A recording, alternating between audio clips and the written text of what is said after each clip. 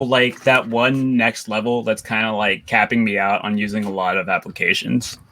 Yeah, because it's kind of it is just like an extra step. Because I was like, this is not that hard. Like, why is even OBS even fucking echoing? Like, it makes no sense. I don't know if this like made my scalp because I get like oily, but it literally is like right here. Same. And it just doesn't go anywhere else. It just stays there, and it's like then the rest of my hair is like we're gonna stay dry, but just exactly on my scalp is like, oh, there's a little bit of oil here. So it's more like it's not enough that I need. It just like.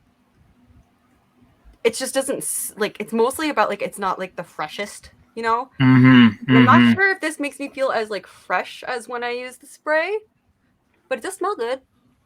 Yeah, that counts for a lot. Wait, we're live? I was gonna start saying some fuck shit. You don't even know. Thank God I looked. I'm talking about a new dry shampoo foam that I got. But it also says you're supposed to massage it through your hair, so I'm not because usually dry shampoo is just for the scalp, you know. Yeah. Are you supposed to like put? Is this more for like your whole hair? See, yeah. I don't know. I mean, it also also had dry conditioner, but I literally just when I get out of the shower, I literally put oil on my hair. Yeah, same. Like I use like a coconut oil like spray. I just put jojoba oil. I put jojoba oil, rocket oil, a leave-in conditioner. I heard hobo oil, by the way. I just want to let you know that. There's one other oil. What was it? I think it's argan oil. Yeah, argan oil is a big one for. There we go. Yeah. My hair's still dried. I need to get it cut, but like. Now that I actually like want to ask myself into actually getting one done, it's like every single place is like backed up for several months. Dude, so I decided I was gonna get my hair cut finally. Oh shit! Hold on, I need to pause this. Okay, it froze. Won't let me pause it. But I wanted to get my haircut finally a few weeks. Oh my god, it's playing an ad. Sorry, it's like so loud. So anyways, I wanted to get a haircut, and I guess the place I go to, it never reopened during the pandemic. Now I'm just like, what do I do? Oh, sad. Yeah. Yo, losing the person who cuts your hair is a fucking tragedy. Simp at one person. Oh, he's a simp for me. Hey, Weston. Okay, the fucking thing won't. Hold on. It loaded the ad, but it won't load the stream like on my iPad, which is funny because all I want to do is load so I can pause it, but it won't even do that. Hold on. Let's load the pause. Thank God. Okay, finally. It loaded enough so I could pause it. I'm not going to lie. I think it's actually not me. I'm about to get into the Twitch chat, though. There's I put this on because it's Halloween, and I remembered why I'd never wear this for Halloween because it's actually really hot. It's really hot. Oh, yeah, I need to change my background, too. I was in that train of going into... being in the bath, was it the hot tub? Being in the bathtub. Oh god, that sounds so nice right now. Remember when that was a big? Hold on. That was really big in Time Machines. In Time Machines, no, in the fucking Twitch. Remember when like everyone was doing hot? I mean, they still are, but it's like last week. Trend, the trend is dying down though. Like it was like the in thing to do. Yeah, now everybody's taking co-ownership of esports companies. Is that what's going on?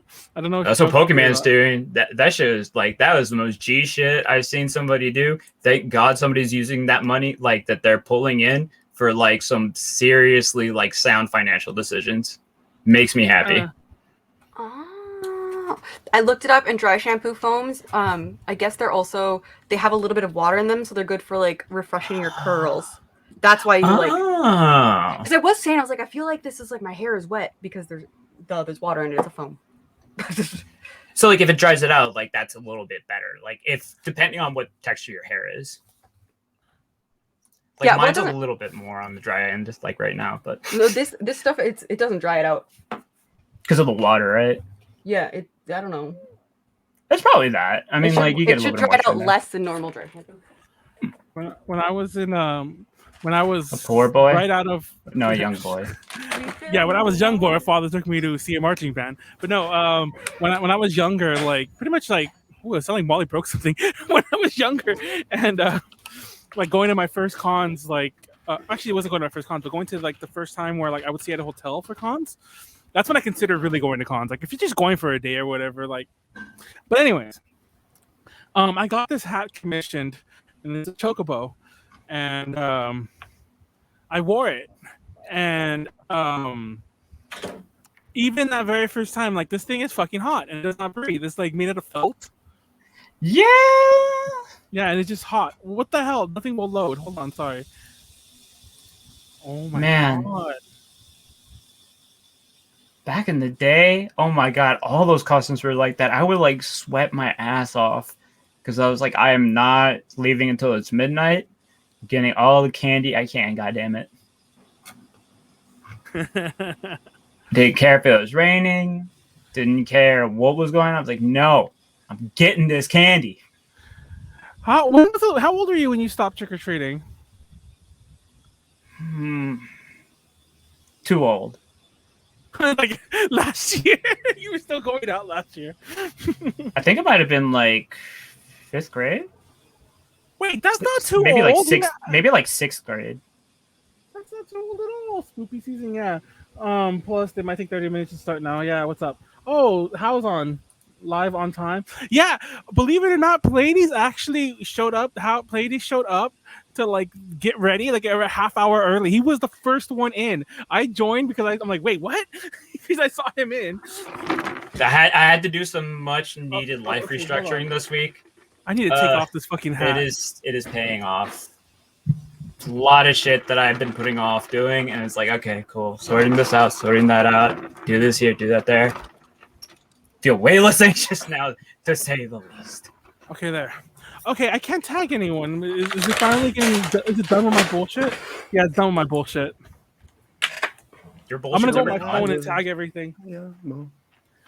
But the reason I asked is, by the way, 5th grade is like I was. I think I was. Well, that was part of the time I That stopped. is an interesting question. I definitely wasn't doing it when I was junior high, but I remember when I was in 9th grade, or maybe it was 10th. Doesn't really matter. But I was in high school. I had a girlfriend, one of my first girlfriends actually, and she insisted on going trick or treating, and like it was the most awkward experience of my life because Was you trying to suck your dick or something? No, I mean we just had to go trick or treating. We just had to go trick or treating, but we were like 16. Like actually, she was 16, I was like 15, and I brought another friend of mine who was 15 as well, and so but we were way too old to be trick or treating. And it was just awkward. I mean, there's that weird space where it's like you'd be like a high school like junior or sophomore and like do it like ironically kind of, so long as like you have like a like party to go with, like just like a whole like squad. But like in between, yeah, no, there's this weird thing where it's like Yeah, I get it. I think that was like, you know what it is? It's when you start getting the people like when they're handing you out the candy, like, aren't you a little bit too old? And like it just cuts you like straight to your soul. Well, we had people literally say that to us, and they were right. It's like, yes, we are, sir or madam. Yeah. You are not wrong. You are not wrong. Yeah, yeah.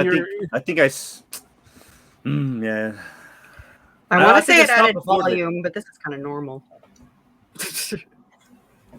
Okay, hella hair. You have a lot of hair. I have. Yeah, I got a lot of hair right now too. And I cut like 5 inches off.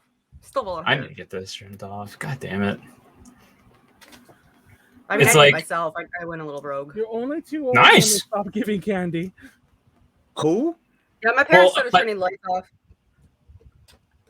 Yeah. Fucking kids. I don't know. I just think that was, and I know there's all these things these days about like, oh, you should, like there's like that thing that's going around, like that meme, where it's like, oh, not meme, but that post was like, everyone should be able to trick or treat if they're too old. Maybe they didn't have a good childhood or whatever. And I guess that's an argument for the day. But I just remember that was the last time that's I a went red trick-or-treating. flag. That was the last time I went trick or treating, and it was because I remember it was so fucking embarrassing, and like they gotta have the other friend with us there, and like the whole time there were even times we would just lag behind, and we're like, I'm not going to that house. Like my then girlfriend, like you can go get the candy, but I'm done, Like I had people ask me what I was because I was just in regular clothes, and I just said Asian, and they laughed, and I took the candy. Asian. That's not a costume. Back in the day. That's not Right, that's- scary. Apparently, it is now. Oh my god! I wasn't leading into that. I was not trying to lead into that. Manuel, shut the fuck up. You know you were. Manuel was just like trying to set me up. Manuel was like, he's like, all right, we're gonna. Mm-hmm. It's okay. I can say it. You will not get in trouble. I'll say it for you. You got the pass. I'm still. I c- Halloween creeped up on me though. Like even though we did all this Yeah. Halloween planning, Oh, it's my like, nippies. I can't believe it's already Halloween. It's like I'm not doing anything. Well, to be fair, I was gonna go to Carnival last minute, which is that thing on WeHo, like the street thingy, and it was like there's always like, Oh, that's happening? no, it's not. Oh. And I Okay, didn't, yeah. Oh. I didn't think it was gonna happen because I otherwise I didn't wanted know to go. it wasn't. I didn't know it wasn't happening until the end. But Oh, actually, you were going to go. You just didn't know it was dead. actually, when I was researching whether it was happening or not, I stumbled across like some some Facebook group called something of WeHo, where they're basically posting. It's a page, it's not like a group, but they're posting like the city can't stop us from having Carnival. We're gonna do it anyway, and they have businesses and people who are still gonna just unofficially do it. And I'm like, yeah, I'm definitely not going now. But That sounds like a mess. yeah, no, it's gonna be no mask. There's gonna be coughing each other's faces and shit like that. But The then, cops I'm are gonna be about that. called. Like, it's Oh yeah, just, I'm sure. Well, the thing about Carnival is I mean, you're not supposed to, but like, it's very bar hoppy too. So you could technically drink in the street. It's like kind of, well, there actually are places you can drink in the street during that. And I'm pretty sure that people are still going to try that, even though it's not like blocked off, like like it usually is. So I can just imagine a lot of people getting arrested, like Pleiades is saying. So Let's yeah. start. Let's introduce ourselves. Yeah, hey everyone. Hey everyone. That's a funny thing. I'm Manuel. hey. Hey everyone. I'm Manuel. That's all I have to say. I'm not going to promote anything else. Pleiades, introduce yourself. Hey everybody, I'm Pleiades. Shitposting Demon Lord Extraordinaire. Follow me on Twitter and Instagram at PLEIA_DS for the best fuck shit and lewds curated straight to your eyeballs. I don't know why that made me laugh. I just thought it was straight to your eyeballs. You like spitting in someone's eye. Molly, introduce yourself. That costs extra. I'm Leafy on their now. eyes. You're Leafy on. Oh, you're Leafy on. So she is. Look at that. I'm Oh. When I dressed up as I'm Leafy on, Asian. oh, when I dressed up as Leafy on for they for won't show. Faith, which is a rave. I posted a picture, and one of my coworkers was like, "At first, I thought this was sexy Shrek. Oh my That would god, rip. that's kind It of was funny. not sexy Shrek." Are you But sure? anyways, I guess I'm sure. It Anyways, would I'm absolutely Molly, rip. also known as Marisugo. You can follow me on Twitter and Instagram, Marisugo with 2 I's, MARIISUGA. Yeah, I lost that the yeah. string. My presentation today is gonna make everyone scared for their lives. Ooh, nice. Very interesting. Okay, I'm a little curious now. SCP Foundation. No, I thought about doing something about SCPs, but then I was like, I don't want to read enough SCPs to do a presentation. What's SCP? Just look it up. Yeah, I mean, This is the cryptid shit. I was thinking about doing it, but It's like a scary story thing, but the stories are all about like mythical objects and stuff like that. Special containment procedure. Oh, Is that really what it yeah. stands for? I Yeah. never knew that's what it stood for. I should have done a presentation on one of these. I thought everybody already knew. I kind of like I do know, but I don't know. So if you're like, There is you would there say- is apparently an SCP that is literally like an unidentified object orbiting Earth that is somehow creating a Tumblr account that posts like exclusively about Homestuck. And I was Yep. like, that's amazing. Dude, this is a But most of them, a lot of them are really freaky. Yeah, they vary because Well, it's Pleiades all is like fun. kind of like it's all a community project. It's a community like fan fic type of thing. And the interesting thing is you'll have like they're all like cryptids. They're Like all there's like one things that like I think is like a book that you're not supposed to open, but like if you look at it, all you want to do is open it, or it's like a piece of toast that you want to eat. I don't remember. It's just something. It makes you want to do something. it sounds like drunk horny men. They have like different levels. Like there's some that are like super dangerous there, and then there's ones that are like basically like not at all dangerous. Yeah, What- the way Wesley it's said- like They have like a big ass teddy bear or something that is just like don't look There at it. probably is one, and it's probably there like, a is, super and dangerous it's one. actually the That's son of the of an ultimate other dimensional evil. Wesley Oh, said, shit. wait, What wait, is I it? have to Also, read this. there's a thing. There's like this tall, like cylindrical creature that. Oh yeah, He can only move if you're not looking at it, and he like will kill you. So it's kind of like the angels from It's kind of like Squid Game. Red light, green light. But the opposite. Strangest thing is, Well, actually, no, not the opposite, I guess. the strangest thing I've done is fuck a Ouija board and get a sleep paralysis GF. What does that mean, Weston? What does that mean? Is You got fuck a a Ouija girlfriend? board and Your- get a sleep Weston- paralysis GF. Weston's finna like Sleep drive paralysis up the gave you price a- of Ouija boards. Sleep paralysis doesn't usually give you good things, so that must have been a toxic relationship. Oh my! How do you fuck a Ouija board? Well, Say, excuse me, girl ghost. I need you to sit on my face and not on my chest. That's pretty funny, actually. My man. Have you ever seen there's this movie? I think it's called Cat's Eye. It's like a bunch of short stories from like Stephen King, but it all involves this cat. And the last story involves like this demon that's trying to like suck the girl's soul out. Like, you know, like I think that's like the whole thing about cats sitting on your chest and shit like that. But it was a demon doing it, like a little gremlin thing, and like that shit scared the fuck out of me. I know there's a kid. lot of I've heard a lot of Mine is stories like- about like nursing homes and stuff will have like a cat, and like when you're about to, or hospitals, and like when the cat comes and like snuggles with you, it means like you're gonna die. Yeah. That's Not sure if the cat's killing them or if it's like no, the cat's just killing. Is it? Yeah, is it That descriptive or prescriptive? Like, which came first?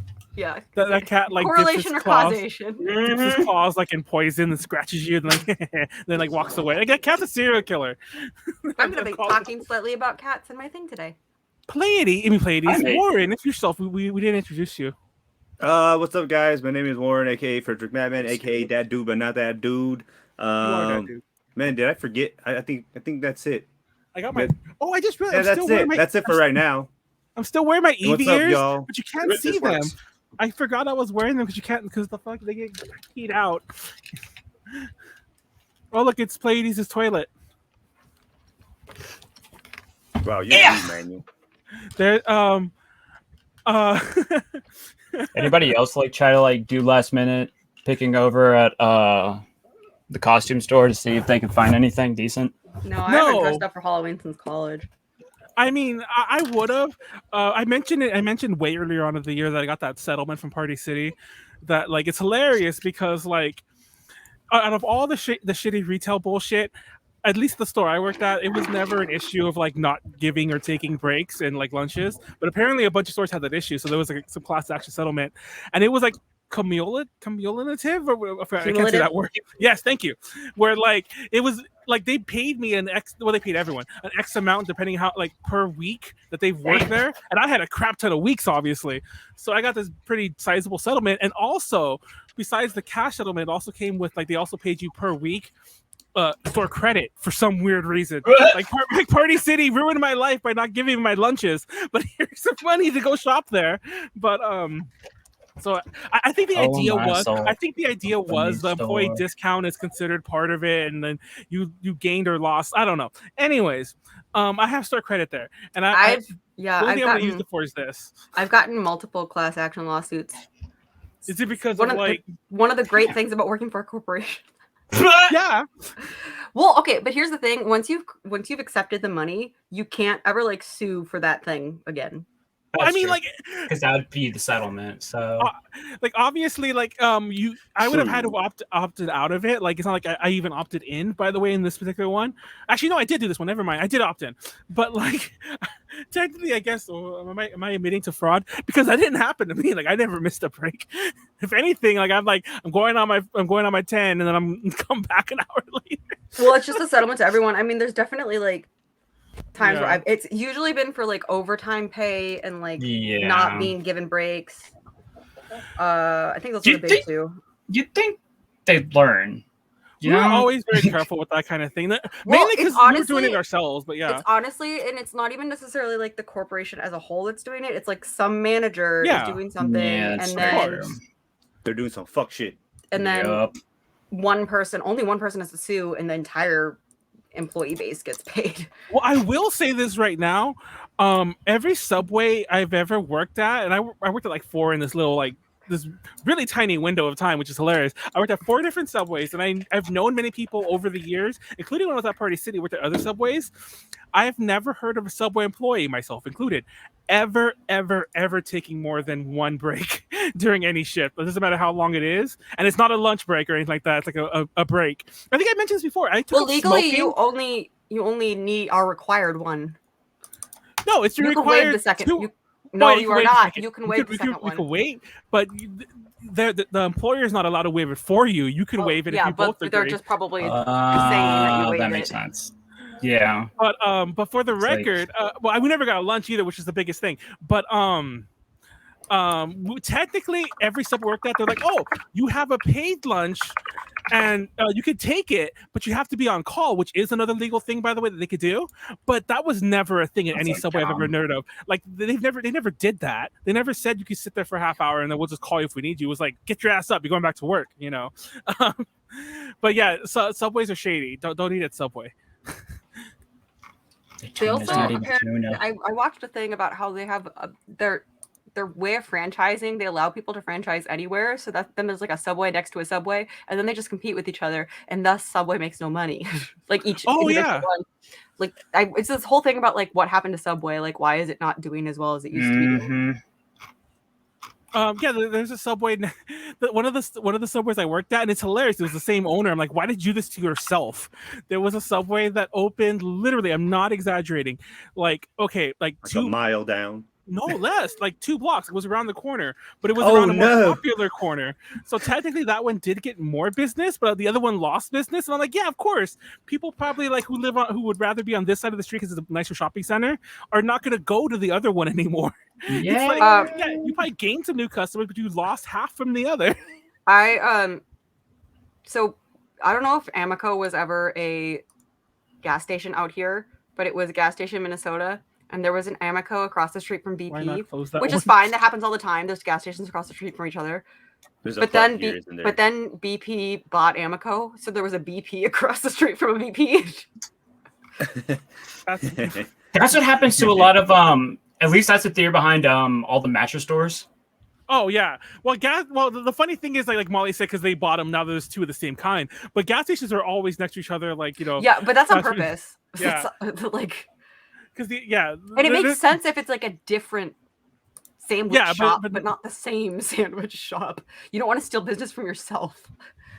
But yeah, Pleiades. Mr. Shaku, like said, why didn't they close on the other one? Fun fact: the owners ended up getting out of the business. I only know this because when I was at Party City, I remember I saw my old district manager person. I was never like a manager at Subway, but I saw my district manager, and I'm like, hey, and he recognized me because I was really good friends with one of the owners, and so I talked to him a lot, and I was asking about the other owners. I'm like, oh yeah, the other Subways, that's still owned by them. Like, no, they got out of the business. But both Subways are still open. And apparently they're owned by different people, or they were like 5 years ago or so.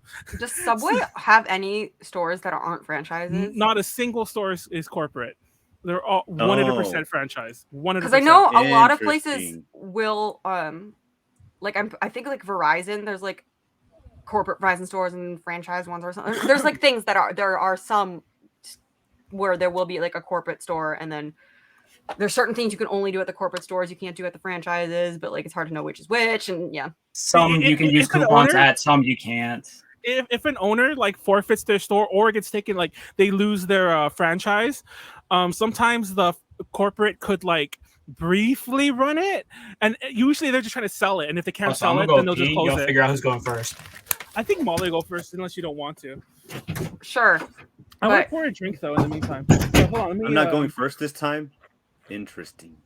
Well, okay. Molly went first the past couple times, but I think both times are because last time I don't know why you went first, but before that, like the other couple times, I think it's because Molly wanted to go first last time. Yeah, I wanted to go first. It don't matter. I think that you all should be more drunk for mine, so I'll go second. Okay.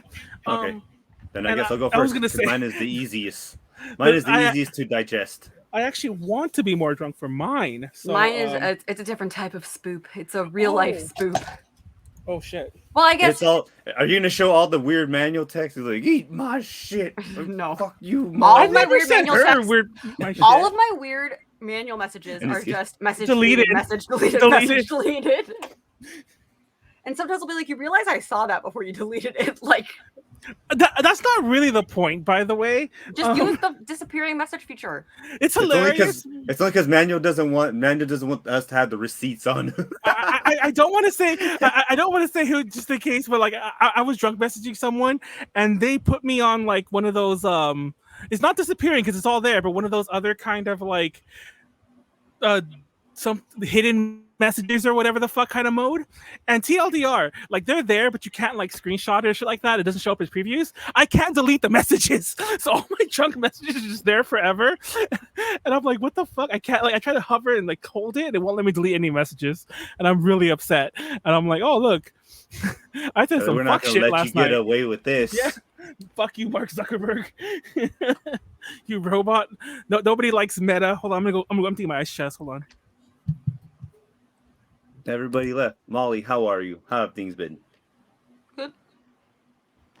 It's been pretty chill. Let's see. Boop, boop. Man, this guy went to go empty out his ice. Man, why doesn't he empty out his ice chest before? Let's see.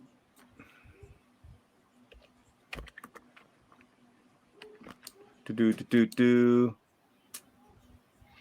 Oh my god. There's an explanation of a weather warning versus a weather watch. I don't know if that really happens here, but like if you are in a place with tornadoes, there's tornado watches and tornado warnings. And a tornado watch basically means that like there could be a tornado. And a tornado warning is like, we've seen the tornado. It's coming your way? Yeah, kind of. And it was like, here's an example of it was a taco watch is you have all the ingredients to make a taco, and a taco warning is we are having tacos right now. Right now. Taco warning. Seriously, By the way, actually, I'm not lying. What I should have done for this presentation is just play severe weather warnings, because they are. Maybe I'll do that at the end of my presentation. Remind me to do that, because they are terrifying. They're like a robotic voice that's just like, businesses will be destroyed, windows will be broken. Once my parents heard one that said people and animals outside will die. Like it just said that fuck? Because they're just like warning people like, yo, severe weather is coming. Like there's tornadoes or severe hail. Like when you have hail the size of baseballs, it's like, yeah, that could kill people. I'm drinking RC Cola tonight only because I like the old logo that when I went to the store, and I didn't want to buy Coke. Lee RC Cola. Oh yeah, I'm drinking Lee RC Cola. There you go. That's every time I saw RC Cola, I just took a picture and just sent it to Leslie. Are you serious? That's obnoxious. I found like I won't like I keep it forgetting, but there was a time Pleiades broke something. Yeah, Pleiades freaking drop kick. He drop kicked the door. That was pretty funny, actually. Fuck, what was I gonna say? Real fast, I realized we didn't say what TTL is. We all have presentations. We're gonna present. 3-minute mark, we drink. Take a drink every minute thereafter. Verbal Ops, of course, gets a drink more, and they're all gonna be spoopy related tonight. And you can follow along at home and drink if you choose to, but do so responsibly and only if it's legal to do so. Never drink and drive. Know your limits, and if you do anything stupid, don't blame us. But there you go. Pleiades is dead. Pleiades like drop kick. It sounded like he drop kicked. He didn't come back. So like, I think he broke something. I think he legit broke something and left. I know your Pleiades girlfriend. One of these better make me shit and piss. Oh, that was How said that. Oh my god, that was Lesson said that. How said that one of these better make me shit and piss. Let's get the How out of here. Loki. Oh look, it's his it's a vocal it's a vocal cue. Is he dead? I think Pleiades drop kick something. Well, his mic is weirdly sensitive. I think he was messing around with like his like where he keeps his drinks down there right now. That's why it was so loud. Oh, question of the strangest thing that's spoopy to me is pigs. Specifically pig statues. Scooby-Doo? Nope. Spoopy. The question of the day is what's the strangest thing that's spoopy to you? Oh, of like ever? I stopped to get ice. One is pig statues. There you go. Pig statues. They freak me out. Wait, what statues? Pig statues. Does it have? Does it have to be an something that has some? I don't know. That's weird just a shit strange happen? thing that creeps me out. You know what's funny? If And you go I got a new job. I'm still working at my old job, but I got a new job, and of course, Nice. Congrats. the like candle holders on the tables are freaking pigs. I'm like, ah. That sounds like some eyes wide shut shit. yeah. Oinky oinky. You often see a lot of pig imagery, like in a lot of like Chinese places, especially like in reference to Bajie, you know, the pigsy, the pig from Journey to the West. Right, yeah. Oh, And I remember you as in you know this. There was like this recent meme where like there was this person dressed as Bajie, like this famous comedian who had like a dance with those other famous like Billy dancers, and because of that, there's a lot of pig things like you know in Chinese TikTok and Chinese social media, and Figure. Okay, actually if you bought a bunch type of in pig "Pass the toys. Pigs," which is a game, if you type Yeah, in "Pass the Pigs" on Google, the 5th image is thank you, Leslie. terrifying.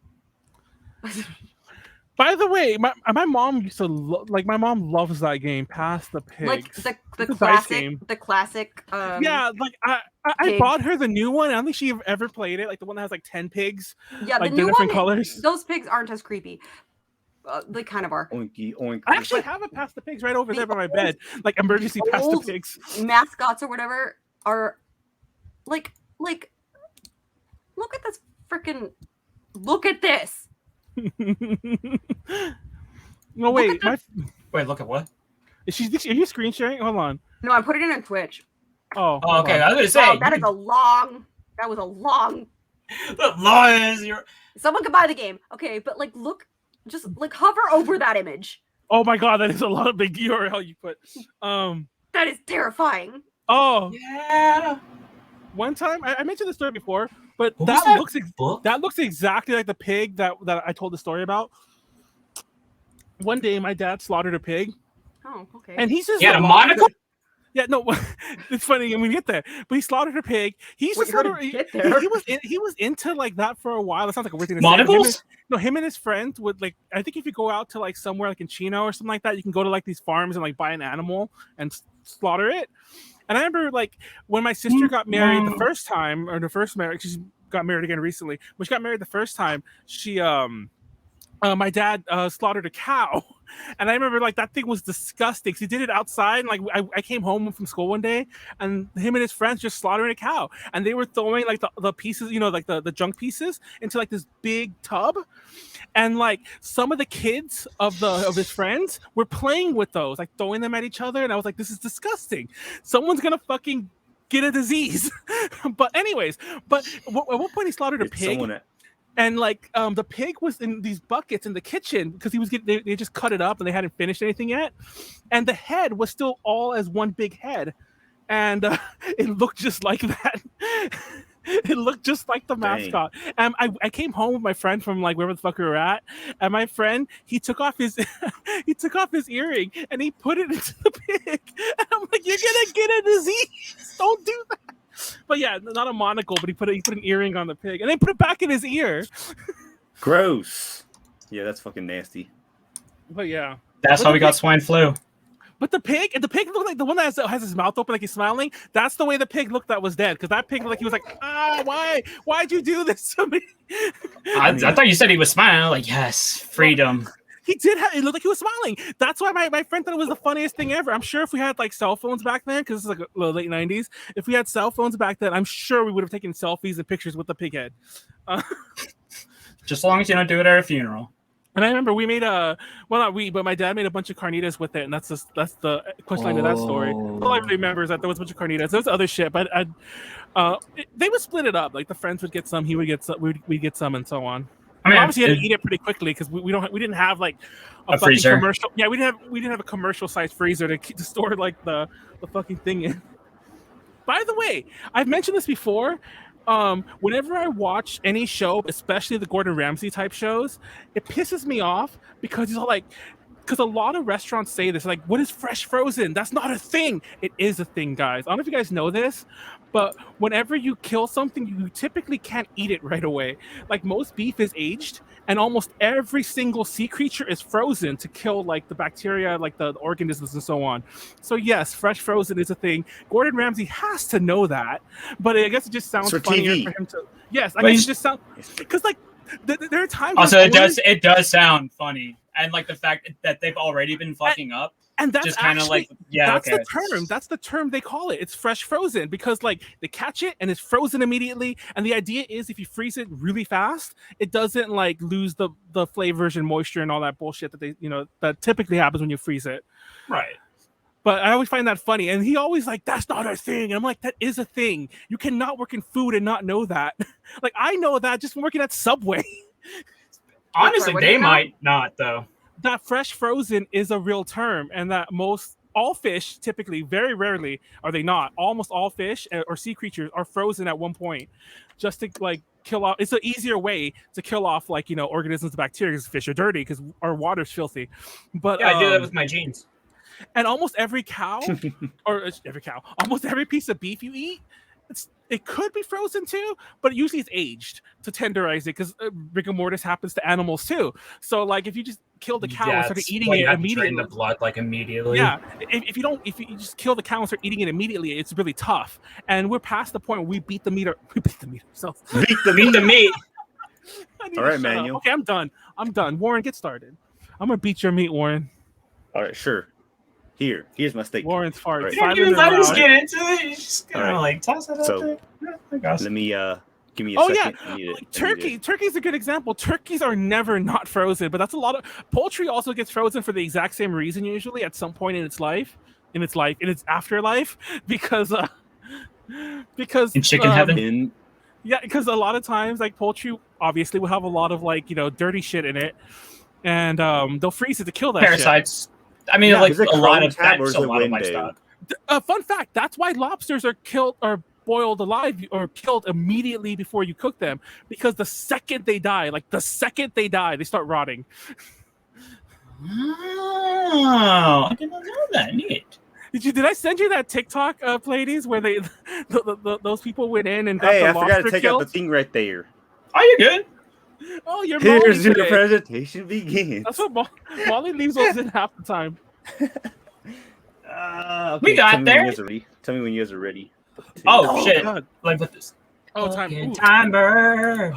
Oh, sorry, I'm like gagging at this drink. It's nasty. What are you drinking?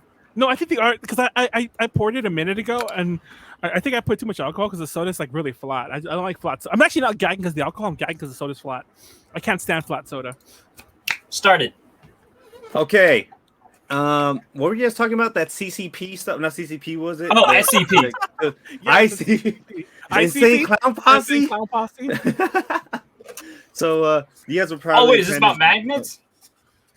That's... Shit, you made me spit on my drink. But I never what, heard that never song what? until Molly like kept mentioning it whenever I'd mention ICP.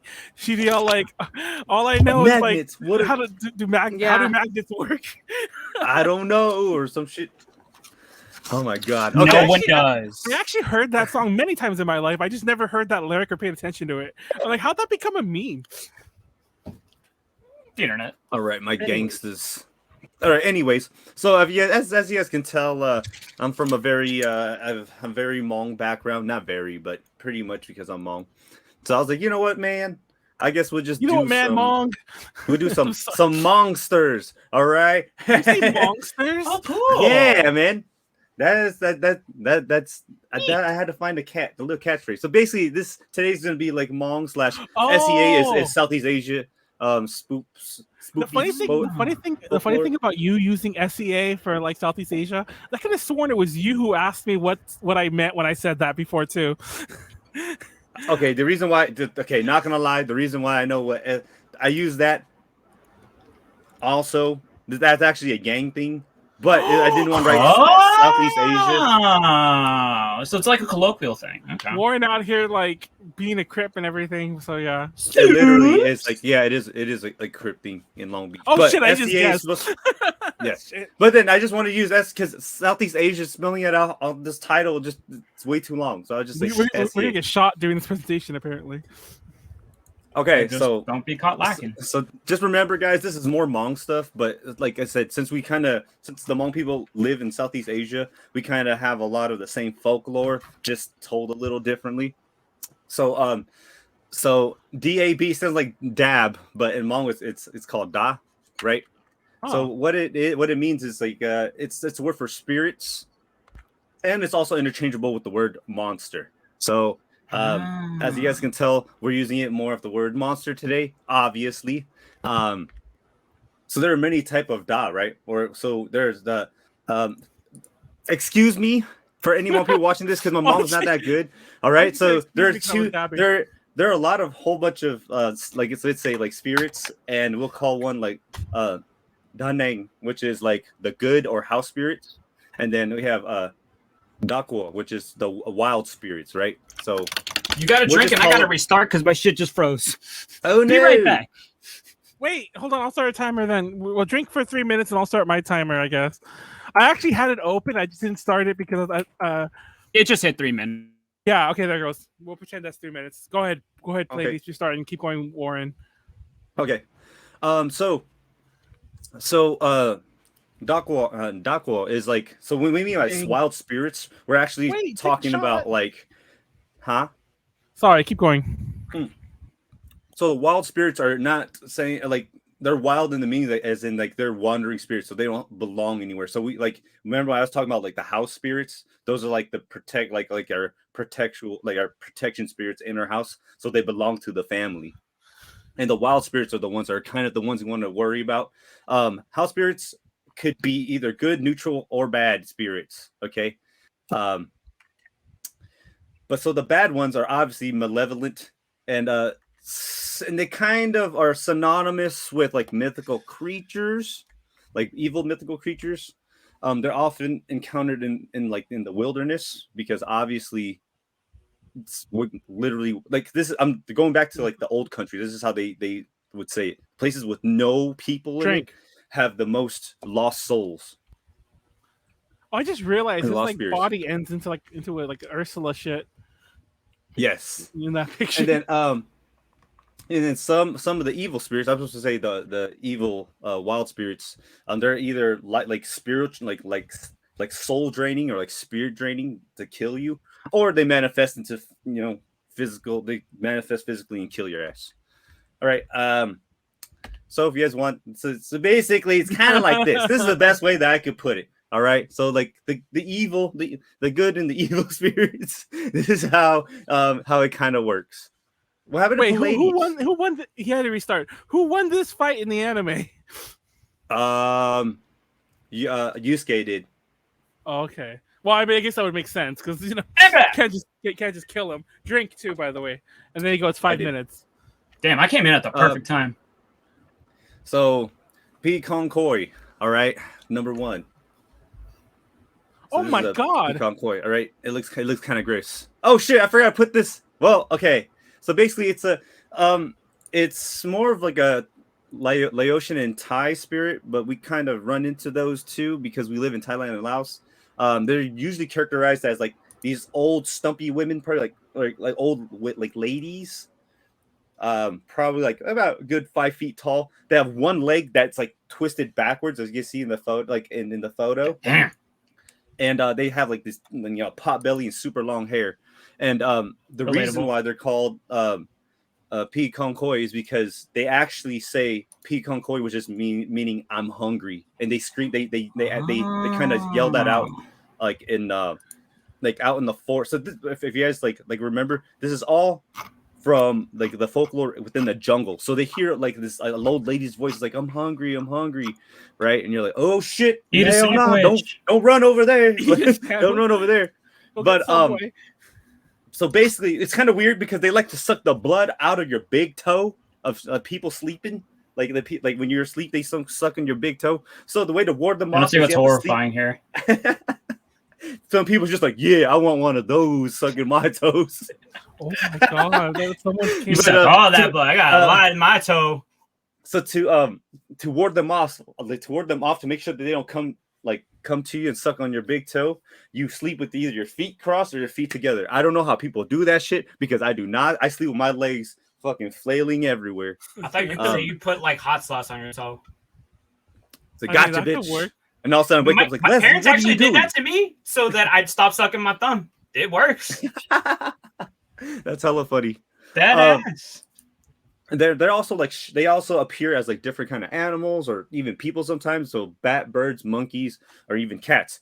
This is the reason why I now understand why my grandma is always fucking creeped out about my cat. Every time I had cats, like I was just like my cat. My grandma's like, she's like, "That's your cat." Ugh. And I was like, "That's my baby." I now understand. Okay, aww. I now understand the lore because it could be one of these things. Your cat is one of those. So number 2, it's called Malu, which is love hurts. If you guys, that's the way that you pronounce it, Malu. Love hurts. Basically, it's Hmong Bigfoot. Okay, but it's more than just a big and hairy beast. All right, it has no joints in its arms or legs, so it's fucking. It walks that around picture like, clearly has joints, but okay.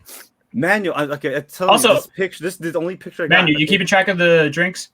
Yeah, he drank already. I was gonna call it, but he drank already. Okay. Oh, okay. See, so not only that, it's not like this big brooding animal. It's more of a. It can talk and it can actually mimic the voice of people that you love or people that you know. Oh. And it enjoys the taste of human flesh.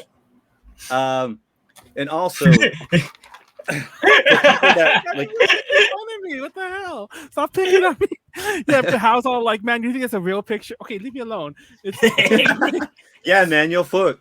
Like, so a lot of the Hmong people are people that are traveling through the jungles. They're actually often told to never roast food because they smell it, and fire also attracts it. Another reason why Hmong people like boil their food at night and not roast food. It's pretty interesting. That would, and also, that would help against like invaders too, or like anybody who'd like, be like, it's just being smart. It's like, you have to give like you have to put a story to the moral, and also they have this thing where basically, so if Malu is chasing you, right? If you're like, oh fuck, he's here, you have to get like, let's say like, two hollowed bamboo, right? And you put it over your hand, like it looked like cannon busters, And so basically, the whole story behind that is that if he catches you, right, and he grabs you by your wrists, before he can eat you, he's supposed to look up to the heavens and ask the gods or ask the heavens if it's okay to eat you. But the heavens are assholes. So what the bamboo does as cuffs is that your hands can slip out of it and you'll be like, yeet, bitch. While you talking, I'm out of here. All right. So it's similar to how people are able to slip in and out of handcuffs depending on, I think that's very what's the word? It depends on the shape. I don't think my hand to wrist ratio would ever allow that. Yes. Yeah, it does depend on that. Although that is the same reason why if you have a bat for self-protection, put a sock over the top of it for the exact same reason. Somebody, if you gotta go at it with somebody, whoop, they'll take the sock and then you get another clean hit. I never knew that. That makes sense. What is that? What is that? All right. So number 3 is what the hell is that second word? That second word, ponzong, which is basically that's how you say it. Ponzong. Oh, okay. That first romanization just looked kind of. Well, this is in Hmong. When you spell Hmong, it's fucking weird. I surprisingly don't know how to read it, but kind of know how to read it. So basically, it's a female ghost described to have like this untidy, like super long black hair that's past her waist, vertical eye slits, and her feet are pointed backwards, so like reversed. Like just imagine someone standing straight and the feet backwards. What's the deal with Hmong and the feet being backwards? I don't know, dude. You tell me. These you people tell me, Mr. Hmong. That is really interesting. I live in America, okay? The scariest thing for me is probably like, a Trump student supporter. loans. I swear to God, you're gonna be like, you and Leslie are gonna be sleeping tonight, and then suddenly Leslie's feet are gonna turn backwards. You're gonna have to like drive a stake into her heart or something. Well, Leslie's about to catch these hands. You better learn how to know. Okay, so not only that, they're also usually seen wearing like tattered Hmong garb. So basically, dead women. They're usually dead spirit, like dead female spirits. So they're like, oh, you're. It's kind of like a zombie kind of thing. Yeah, like a poltergeist kind of. So the ring girl, yeah. Leslie's even like sounds. I think Leslie said that before I even mentioned that she was gonna turn into one. She said sounds like me. That's because Leslie over here can't walk. Oh shit! Also, she can also appear as a beautiful woman to seduce men and kill them, but not exclusively. But she does not exclusively kill men. She also that's Leslie.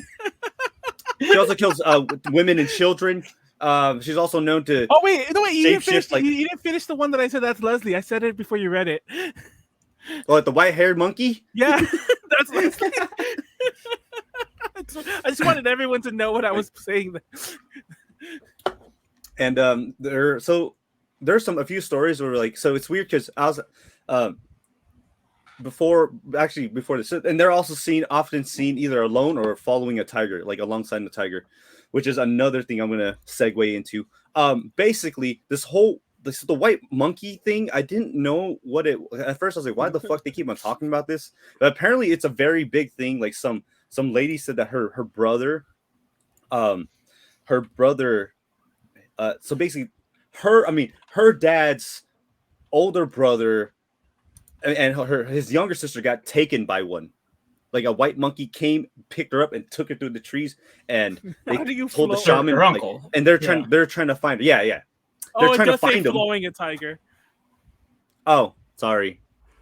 You have to have really good rhythm. It's really it's really weird because there's so many like iterations. The white monkey thing is the one that I saw a lot. So GG's colonizers. All right, that might be where that came out of. No joke. I forgot how to say this, but I'm just gonna go to the next one. There are no vowels in that first word. This is I'm gonna say Tsusa. All right. But there are no vowels in that first urbanization. Manuel, I know. I'm telling you, that's just a fucking tiger. Drake, yeah, it Hmong, is a tiger. You're crazy. You're so crazy, Hmong. No offense so to it's best described as like a shape-shifting man tiger. So a man that could turn into a tiger.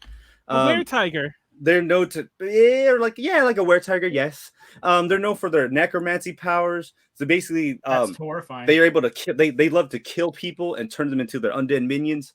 But they prey on beautiful and talented people. Okay, apparently. Okay? Oh well, then hey, I mean like, hey, I was just like, oh, I'm not gonna get taken. Like, oh well, I'm a pick. I know, right? You're like, But it is advised by people that are walking through the wilderness or traveling through the wilderness to never play music, sing, or recite poetry, or stop being so damn pretty. No fun allowed. All right. No fun allowed. Because this is Manuel will be taking for his booty. So lore time. Okay, so basically, there's one lore that actually says that the person. So the reason why this guy is all like cranky and mad, right? It's because he was a man that was actually practicing black magic, and he was turning himself into a tiger. He was turning himself to a man to a tiger, and he had a wife. And one day, as a tiger, he came back with the body, like he killed somebody, and the wife was like, "Nope, what the fuck? Why are you killing people? You're turning," and she didn't help him. Basically, because the way for him to shift back, he's supposed to put a knife in a basket. It's like someone's supposed to put a knife in a basket. Right, because I'm pretty sure that's used for him shapeshifting. But the wife was like, "Oh no, like fuck all that. Like I'm yeeting out of your life. Like why are you killing people?" And he was stuck in his tiger mode, and he was just like, "My love left me." So that's why he's always looking for beautiful, talented people, because he's lonely because he's killing people, and the wife didn't want to turn his ass back. Oh shit! If he stopped killing people, he could have like friends. He keeps killing all his friends. But apparently he wants, That he was needs a very friends. So that's why he kills them. By the way. Wait, what? Why won't anybody be my friend? No, I'm so lonely. Warren said that like the tiger goes after beautiful, talented people. I'm like, Molly, better watch out. I'm like, that's a rare Molly compliment. Wow. But then again, I said she would get killed, so I don't know if that was a compliment. But well, this Tsusa is actually they have a movie called Noon Plai, which is basically a Hmong epic about some guy who gets his wife stolen by this tiger man because he thinks that she's beautiful, and he has to go out onto this what? This sounds stupid, but there are Hmong movies. Mm-hmm. I did not know this. A lot of them are super low quality, but hey, I mean, it's pretty interesting. Yeah, interesting. Drink it and keep going. Sorry, I just was really no, you're fine. So the epic is like basically, I think there's 3 movies. So it's literally Lord of the Rings of him trying to find him like getting his wife stolen by the tiger, like kidnapped, and him having to train to be strong enough to go fight the tiger. Like he literally gets a chicken and throws it over his house, his straw house, and he zooms around the house and cuts the chicken's head off. No, he cuts the chicken's head off. Right? He's practicing his speed. And then he's just like, I'm ready to fight this dude. And I'm like, bruh, did you have to do it with the chicken? Like, bruh, like, but there's this whole epic where a guy just basically, his name is Noon Plai, who goes out. For real. But now we have. Imagine imagine it's not a dude who slaps your girl on the ass, it's a tiger. And you're just like, well, I'm gonna come back. I'm gonna come back after you. I'm coming. Yeah, exactly. I'm gonna come for you later. Peace. Just give me a few years. Exactly. I'll be back in a few years after I go. And then myself. the 5th and final one is called Ja, which is Hmong. Oh, it's just the one word for dragon. A dragon. Ah. So basically, Ja are dragon or like dragon spirits that lay claim in the rivers and lakes. Kind of. It's pretty much an Asian thing, right? Like does Hmong have its own written script, or does it use Chinese characters? No, we don't have a language. That's why it's Romanized. Oh, okay. Our language was TLDR in my history. Apparently, we were conquered by the Chinese, and they burned up all of our history and all of our smart people, and now we're just dumb as fuck, and we use Romanized language. Oh, okay. I mean, I was just curious because like there are certain other not Beijing dialects. It is dialect, but that sounds like the character. It is very. I was just curious what the same character. We do adopt a lot of like our surround, like the cultures or the superstitions behind, like that's within a the good area. One. I love that because I was watching Jesus Christ Superstar last night, drunk as fuck. Manuel is so old, he still owes Judas 2 pieces of silver. Yikes!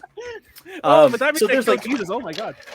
So there's like a handful of superstitions around surrounding the Ja. One is that if people encounter one, it brings sickness or death for some fucking reason. Never a pregnant woman should never run close, like near a lake or river, or try to avoid it because basically the dragon will take the baby and basically make them have them miscarriage and basically just take the baby and make them their own. And there's a lot of stories of people dying in lakes and rivers, and they kind of use that as like, the dragon king or the princess of basically one of the dragons in the rivers wanted this person, so they killed them and took their soul. If I didn't like someone, I would just drown them and be like, the dragon got him. You could do that right now.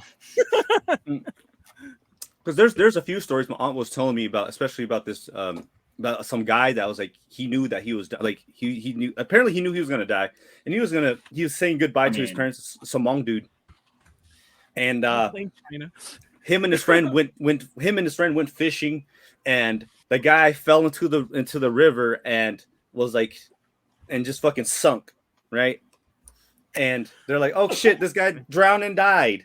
So they brought the police came and investigated. They're swimming through with scuba divers, and they could not find the body. So they're like, fuck it, we're gonna. It's not a river, but I think it was like a dam or some shit. And they drained the body. Goddamn. They drained it, and they finally found the body. And when they found the body, it's been like a few days, and the body was not bloated or anything. It looks normal. Oh shit. Right, and then as soon as they brought it up to land, his body started to fucking not like instantly rot, but it looked like to say, all right, now you look like it's been in here for a few days. And the Hmong shaman, they came in to kind of just figure out what happened to the son. was saying like the Dragon King of the of this part of the water said that this man was handsome enough to take him as his son-in-law to basically to marry him off to his daughter, and this is why when he died he looked normal, and then when they brought him up he fucking just that dragon pussy different, man. And that's it. That I didn't mean for it to go this way, but that's it. I'm done. Well, that's fine. That was good. That was a good one. Oh shit, my mic is falling. Hold on. How do I kill this? Oh, I gotcha. Okay. Thank you. The last one? Okay. By the way, fun fact. And sorry to jump back to past the pigs. I'm closing that window where I'm like, I'm not gonna bypass the pigs right now. I actually own quite a few copies of that because of my mom. But what is that? It's just a dice game. Well, it's literally these two mini little pig figures, and you roll them like dice, and depending on how they land, you get points. It's dice. You get points, and there's a dog on one side of the. Yeah, it's actually pretty fun. It's literally dice. It's literally just dice, and then you pass the pigs. That's the whole. Like you roll until like you get a bad roll, then you pass them, and then you count up your score for that round, and they do it. They count the score. Then when there's like 10 rounds, you count it up, and whoever won. And yeah, but I actually have a really old Pass the Pigs that came with the dice cup. I think it was the first version, and I bought it at a Goodwill not even that long ago, and it was still sealed and everything. And I gave it to my mom, though, and I'm like, I probably should have sold that myself on something. I wonder if that was worth anything. But whatever. My mom likes don't look it up. It would only be worse. Whatever. My mom likes. Do you know that game? That gambling game where they have like the whole bunch of different kind of animals. They roll in the cup and they take it off. That sounds cool. That sounds fun. What is that? Yeah, I've never heard of that. It's a gambling. It's like an Asian gambling game. It basically has like different animals, and I guess you're supposed to guess what animal's gonna the dice is gonna roll on. And I don't. It's fucking wild. I wanted to do it, but my friends was like, "Don't do it. You're gonna lose a lot of money." Let's jump past the pigs. Fun fact: I think I mentioned when I was in the storage unit when I was clearing it out, I found a crap ton of my old board games. I sold most of them. To be honest, most of them were just movie versions of games I just didn't want anymore. Like I had like all the Lord of the Rings Risks, and I'm like, I don't need these. I don't need these anymore. But did you have like a whole bunch of different monopolies? I did, and I probably could have sold those.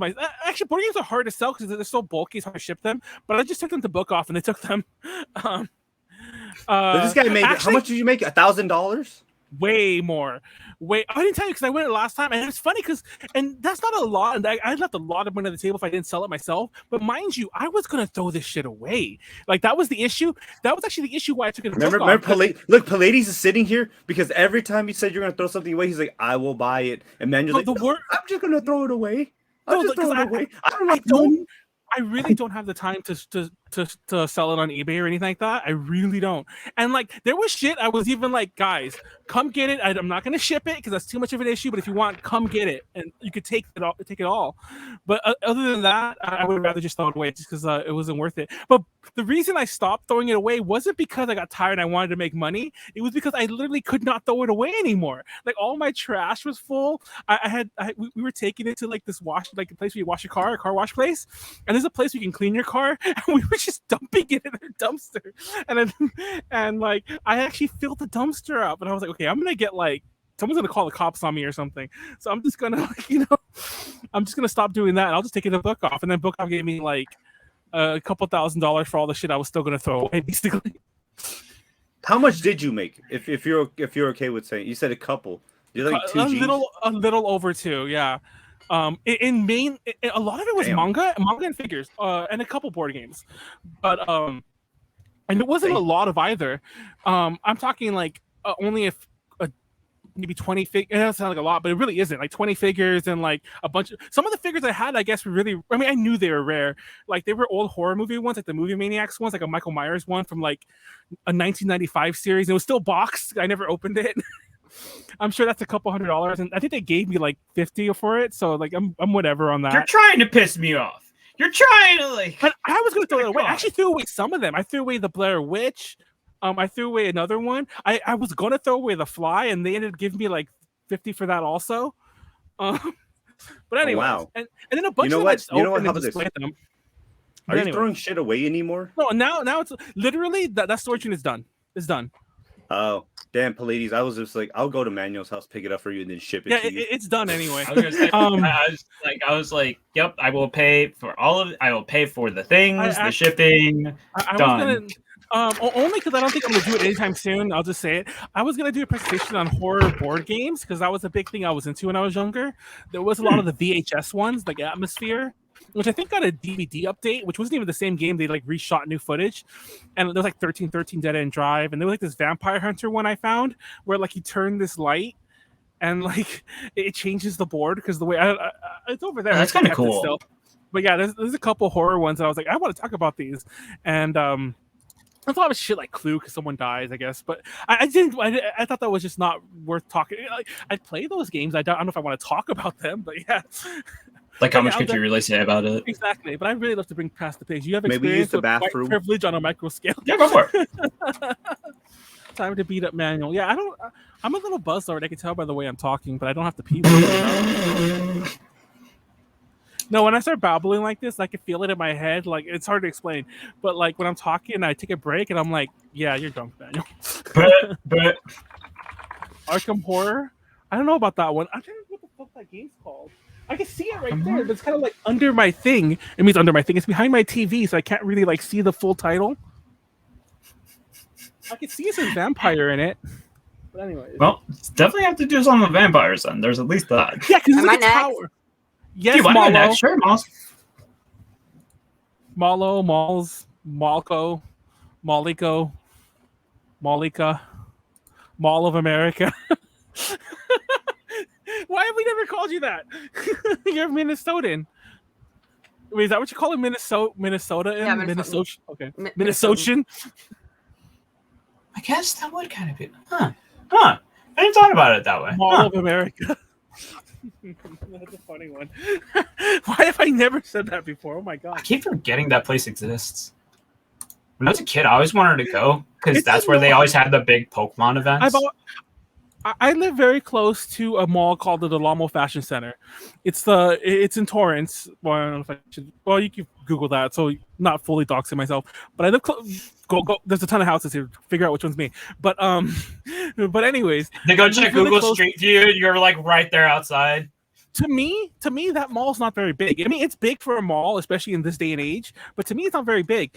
It's only, I think, half the size of the Mall of America, and that blows my mind because the Mall of America can't be that. Like, it's just, I mean, Del Amo Mall is like, I walk from one end to the other that like out of boredom. So like when I was younger, like when we were you have nothing else to do. Yeah, like, and like I just find it funny. I'm like, this is really, it's only a.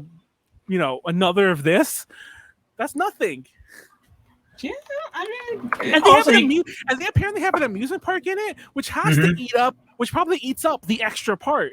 So I'm like, well, I mean, yeah, there's that amusement park is like the entire middle, and then the mall. Exactly. Around it. So basically, I'm like, it's this mall, the mall I like grew up in, and then you add an amusement park in like somewhere, like you smack it in the middle.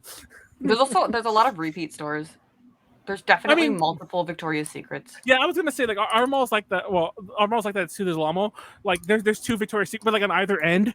I guess if you're too lazy to walk to the, there used to be two GameStops, but then they got rid of the other. There were two, shit like that. That drives me insane when they have two GameStops in one goddamn mall. No, because every so often, like they would, like, they closed down. I think they closed on the other one too. Fun fact, because GameStop.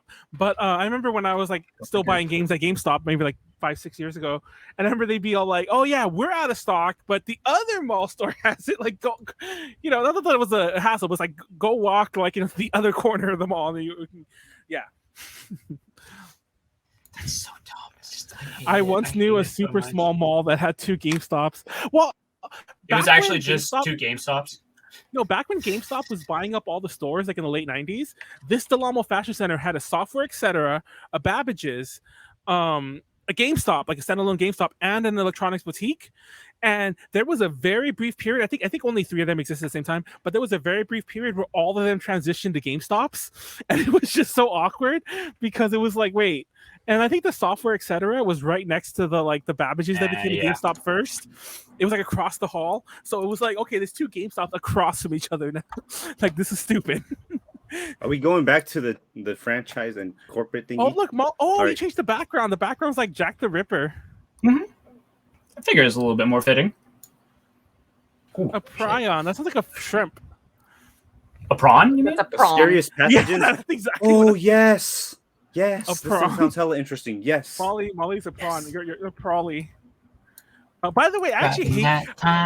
It's my pet peeve. It's my like verbal one. pet peeve when people say prawley or out loud. It's one thing if you type it. Like, by the way, prawley instead of probably.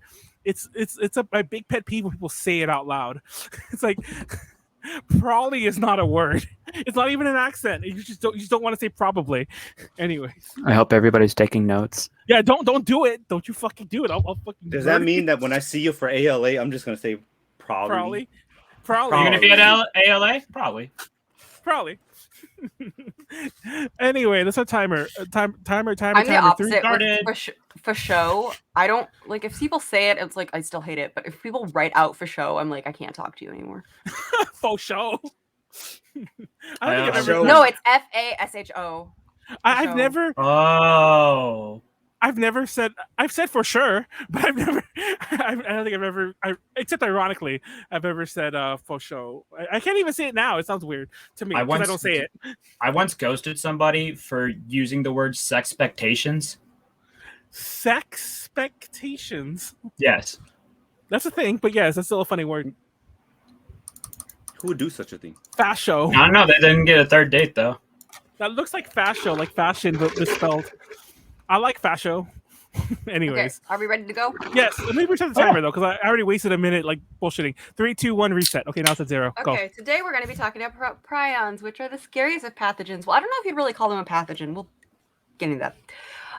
Anyways, though, before we talk about prions, though, we need to understand proteins, and I don't mean protein like the protein you eat, although that does include proteins. I'm talking about proteins as they are like the molecules. So proteins are molecules made up of chains of amino acids, and they are necessary for all cells and organisms to survive. Proteins are responsible for catalyzing chemical reactions like digesting food, transporting substances across organs, pathogen clearing, recognizing signaling, molecules, and much more within your body. Molecules. Proteins have a specific shape. So each protein will like fold into a specific shape, and that binds together with other molecules and other proteins, and that's what causes things to happen. So like things won't happen if the proteins don't connect to other things. Missing or misshapen proteins cause diseases. If you have there are actually like a few different diseases that you can look up that are caused by like a protein not being created or not being functioning as well as it should. I don't remember what they are, but you can definitely find them if you look them up. Like, I wonder if it's like I just like imagine like autoimmunes might be like part of that. Wait, who made I have, you? I have nothing to go off of though. Maybe, Wait. I don't know. I mean, basically Who anything made him sing? Oh, Leslie wants you to sing. Okay. Also, I wanted to point out. Sorry, we didn't take the shot. So somebody in the chat, remind us to do it after Molly's presentation. But anyway, I thought it was just a stretch. Damn, I didn't even What see are that. a shot. prions? Fuck.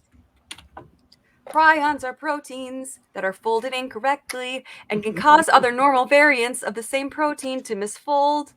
The name comes from proteinaceous infectious particle. So basically, they're prions that should be forming normally, but they form differently. And unlike most prions, because misfolded proteins happen all the time, but usually they don't cause other proteins to also misfold. that protein looks very angry at the Those world. aren't proteins; those are just bacteria, I think, but or viruses or whatever. I don't know. The viruses. Yeah, but they're cute. It's okay. Prion structure. Sorry, Dr. Mario. The proteins that prions are made of, which is called PRP, is found throughout the body, even in healthy people and animals. However, PRP found in infectious material has a different structure and is resistant to proteases, which are enzymes in the body that can normally break down proteins. So not only are they misfolded, they cannot be destroyed. Sorry, I was stalling to make you drink because I'm like, it's 5 seconds. Just drink now. But So here are some. Nice attack. So PRPC is the normal version of PRP. It's found on the membranes of cells. Its exact function is still being researched, but maybe cell-to-cell communication in the brain. But it's readily digested by the protease proteinase K, so it can be destroyed if something goes wrong, usually, because every single thing in your body, you know, only has a certain amount of time that it's supposed to be alive, and then it's usually just like it either kills itself off or is killed by something else. PRP-res, which stands for resistant, is when PRP is made protease resistant in vitro, which means outside of like where it's biologically natural. So usually like in it. Is that what that means? Yes, in vitro I thought is it like specifically in a petri referred disk or to. something. I thought it specifically referred to like, you know, Birth. babies. Yeah. I thought I so mean- too, but they used it on Wikipedia. I don't know. Okay. And then this is done for research, I assume / hope. Well, I mean, yeah. And then yeah. PRPSC. Do I still have to sing? Yeah, until your next Okay. drink. Yes. SC stands Oh, for yeah. Oh, by the way, scabies. now it's drink. Okay. It's a 3-minute SC thing. stands Yeah. for scabies. Scabies is like the prototypical prion disease. Scabies, but they stray. No, not scabies, scabies. Fucking Manuel. And PRPSC is the one that can cause other proteins to fold themselves incorrectly. So I just want to stress again. It happens sometimes. A protein will fold incorrectly, but usually the cell will either be like, hey, like fold more correctly, or it'll be like correct enough, or it will just be killed off.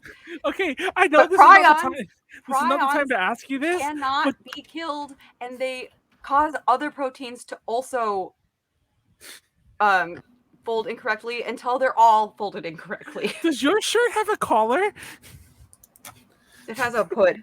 Oh, okay. Never mind. I'm just confused. Okay. Okay. Okay. That's why I didn't explain it earlier. The hood And was probably pulled back. it's a Anyways. specific protein. It's not like it's doing it to every single protein in your body, but each protein is very important. Enzymes are also proteins. Fun fact, enzymes are a type of protein. So that's why like every single thing we eat has an enzyme that allows us to digest it. So if you don't have that protein anymore, I mean, that's not what PRP does, but that just to show like how important these things are. They like cause chemical reactions to happen in our body. Oh, what? Oops. Okay. Oh, is it the same slide 5 times? No, the animation messed up. Okay. Okay. These are the supposed normal functions of PRP, the PRP protein. As I said, no one knows for sure. I think for a lot of proteins on what exactly they do, but we have ideas. So prion-like proteins are known to help in regulating cell death. So it is thought that PRP might help in regulating cell death. So if that goes wrong, then your cells won't die, and that's cancer. Oh shit! Well, it's not exactly cancer, but yeah. I got deep. Okay, keep going. So evidence suggests PRP may have a normal function in long-term memory maintenance. So if PRP isn't working, then you could lose long-term memory. There was an article that showed that PRP expression on stem cells is needed for self-regeneration of bone marrow. So it could be used for like self-regeneration of tissues, I guess. And there's also evidence that PRP has a role in innate immunity, which is the immune system that you're born with. So the fact that you like have, you know, white blood cells that will go and attack things, like that's your innate immune system before you've actually built up like immunities from getting things. And apparently it also has antiviral properties. But yeah, so basically prions are a thing that go into your body and make a certain protein that has some very essential functions not work anymore. And it's not just that for that one protein. It eventually, I mean, theoretically, I guess would be every single PRP protein you have would be a prion instead, and therefore like you just can't function. So you die. That's what I'm trying to say here. Oh, but what if you have prions? First we'll talk about transmissible spongiform encephalopathy, which is what like prion diseases are called. These are the ones that occur in non-humans. So I'm also going to say whether or not it's transmissible to humans, because some of them are. So sheep and goats, they can get scrapie, which I believe was like one of I don't know if it was like one of the first ones discovered, but it apparently is not transmissible to humans. We'd be okay. Scrapey sounds good. funny. Drink, by the way, 'cause I Then missed the drink, but there's just drink now. Camel spongiform encephalopathy. Oh, that's a which word. It didn't really say whether or not humans could get this one, so I said maybe for humans. Then we have transmissible mink encephalopathy, which is also maybe for humans. I'm not really sure. Me Then too. What is it with the ostriches- fucking minks, man? Then ostriches are known to have this, but it's actually not known as transmissible. So it's just spongiform encephalopathy. Then we have white-tailed deer, elk, mule deer, and moose. You've maybe heard of Fucking this deer. one. It's called chronic wasting disease. Oh I yes, have. yes, Um, yes. and there's Yes, it's I've I mean seen it, video it only of really those. shows up in deer and stuff like that, and it it's scary. Maybe for humans, but like don't eat infected deer. So there were some I Mhm. guess major news reported that there were some humans that contracted it, but the CDC I think has officially said that there's no like they have to do more testing on it, but like to be safe, don't eat like infected deer meat. It's like, don't eat the deer that was wasting away. Yeah. Good idea. Then we have cats, which have feline spongiform encephalopathy. I should have practiced this word. That's when I said I was going to talk about cats. That's I'm not sure. It didn't really say whether or not that one could be transmittable. Then we have Nyala oryx, greater kudu, which is exotic ungulate encephalopathy. Did not say whether or not that was humans. And then we have mad cow disease, which definitely can be translated into Yes. humans. Hey, I referenced that earlier, I think. But yeah. And that is in cattle. But fun fact, it's actually not called mad cow disease technically when it's in a human, but I digress. So then we have the transmissible spongiform encephalopathy in humans. Nice. So these are the diseases that humans can get. They're mostly named after people, so I apologize. Oh, okay. First, we have Kuru. That's actually not named after people. Then we have Creutzfeldt-Jakob disease, or Is that like his full name? CJD. It's two different last names. Or... Oh, Then we okay. have variant Creutzfeldt-Jakob disease, which are different. Then we have Gerstmann-Straussler-Scheinker syndrome. Oh, all those three people. Oh, shit. And I then don't know fatal how- familial insomnia and familial spongiform encephalopathy. Wait, Oh, are I you think really going to just say fatal familial insomnia and not explain what that is? Drink, by the Obviously, way. I'm going to explain them all. Oh, okay, Manuel. sorry. Okay, so Sorry, Kuru. sorry. Talk to him. Kuru, I'm sorry. I had to get this out of my system. I'll just keep chuckling to myself. Kuru, I believe. sounds a lot like guru, which is like the onomatopoeia for spinning around guru guru. So it just keeps making me think of like So, spinning Kuru, around. I believe it's like the word for Japanese. tremors or something along that line in the Whoa. language of the four people in Papua New Guinea. Oh, I'm just uncultured then. Okay. And it is widely accepted that this disease was spread through funerary cannibalism. Apparently, it was very common that they would cook and eat their loved ones afterwards. They thought that it helped release the spirits into the world, or spirits into wherever they believe they go. So And don't want to waste anything. this was also very Yeah, these are mostly island common. peoples. Apparently, women and children were usually the ones to eat the brain. The brain is where most of the prions exist, and therefore they were the ones that were most affected. So apparently there's an incubation period of 5 to over 50 years. So you could be infected with a prion Goddamn. and not actually show symptoms for up to 50 years. And this Mhm. caused the epidemic, even though I believe they stopped the cannibalism. I think it's said in either the 60s or the 70s or the 80s. It still was happening until 2005 or 2009. There's apparently some people say 2005, some people say 2009, but this epidemic did go on from 1957 to 2009. It was like 200 or so people dying a year. And then no one has died from it that I saw in my research since 2010, at least. Most of them, so it's not necessarily that prions kill you directly. It's usually, Drink, by the way. Sorry. because usually it seems that you just die from something else first. And for most just kinda, people, like, it pushes seems you to over be, the edge.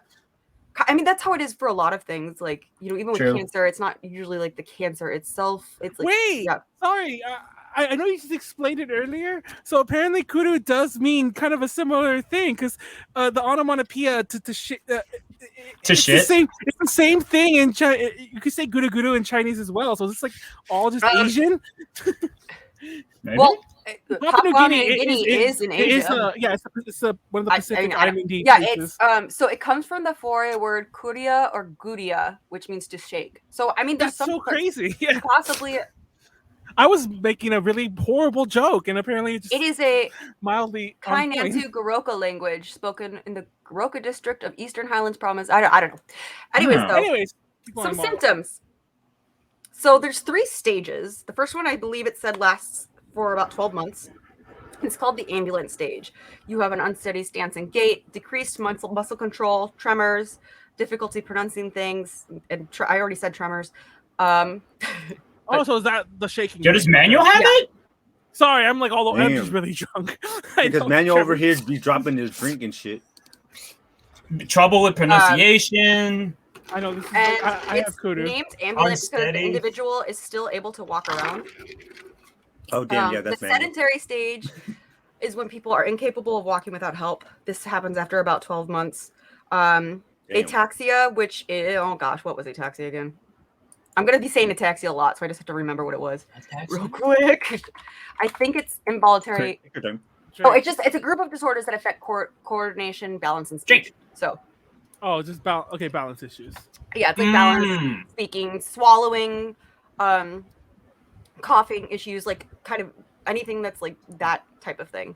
That's why pneumonia is oftentimes caused by the inability to cough, because they have a weakened like cough ability, and that's what causes the pneumonia.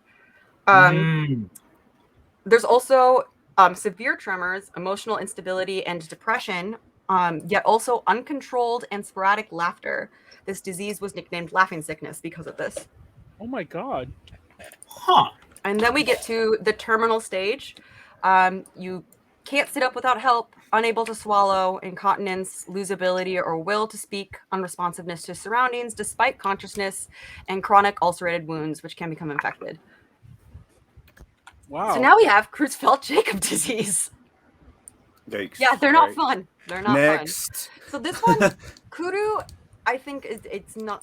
As far as I know, that was the only cases that were really reported were in that specific. And they actually thought that maybe that kudu was caused by someone dying who had Creutzfeldt-Jakob disease. And then they just ate them. Yeah. So I guess maybe they could be the same thing. I don't know.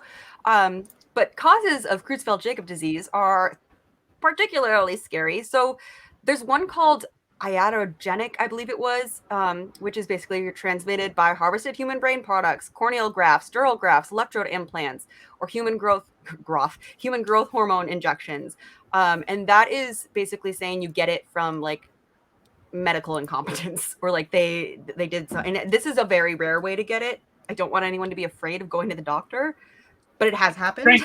Watch your brain transplants, people. About 15% of cases of this, it is genetic. You just have a protein that, or like a mutation that causes the protein to,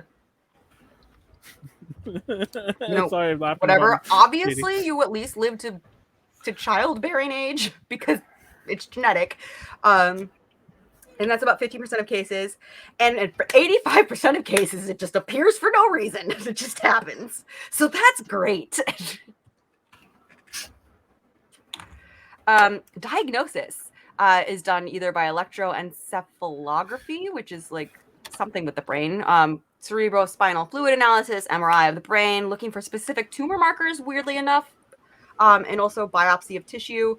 And I think for a lot of these diseases, though, at least for the animal ones, like the non-human ones, they can't really be diagnosed fully until you're dead. Until you're dead.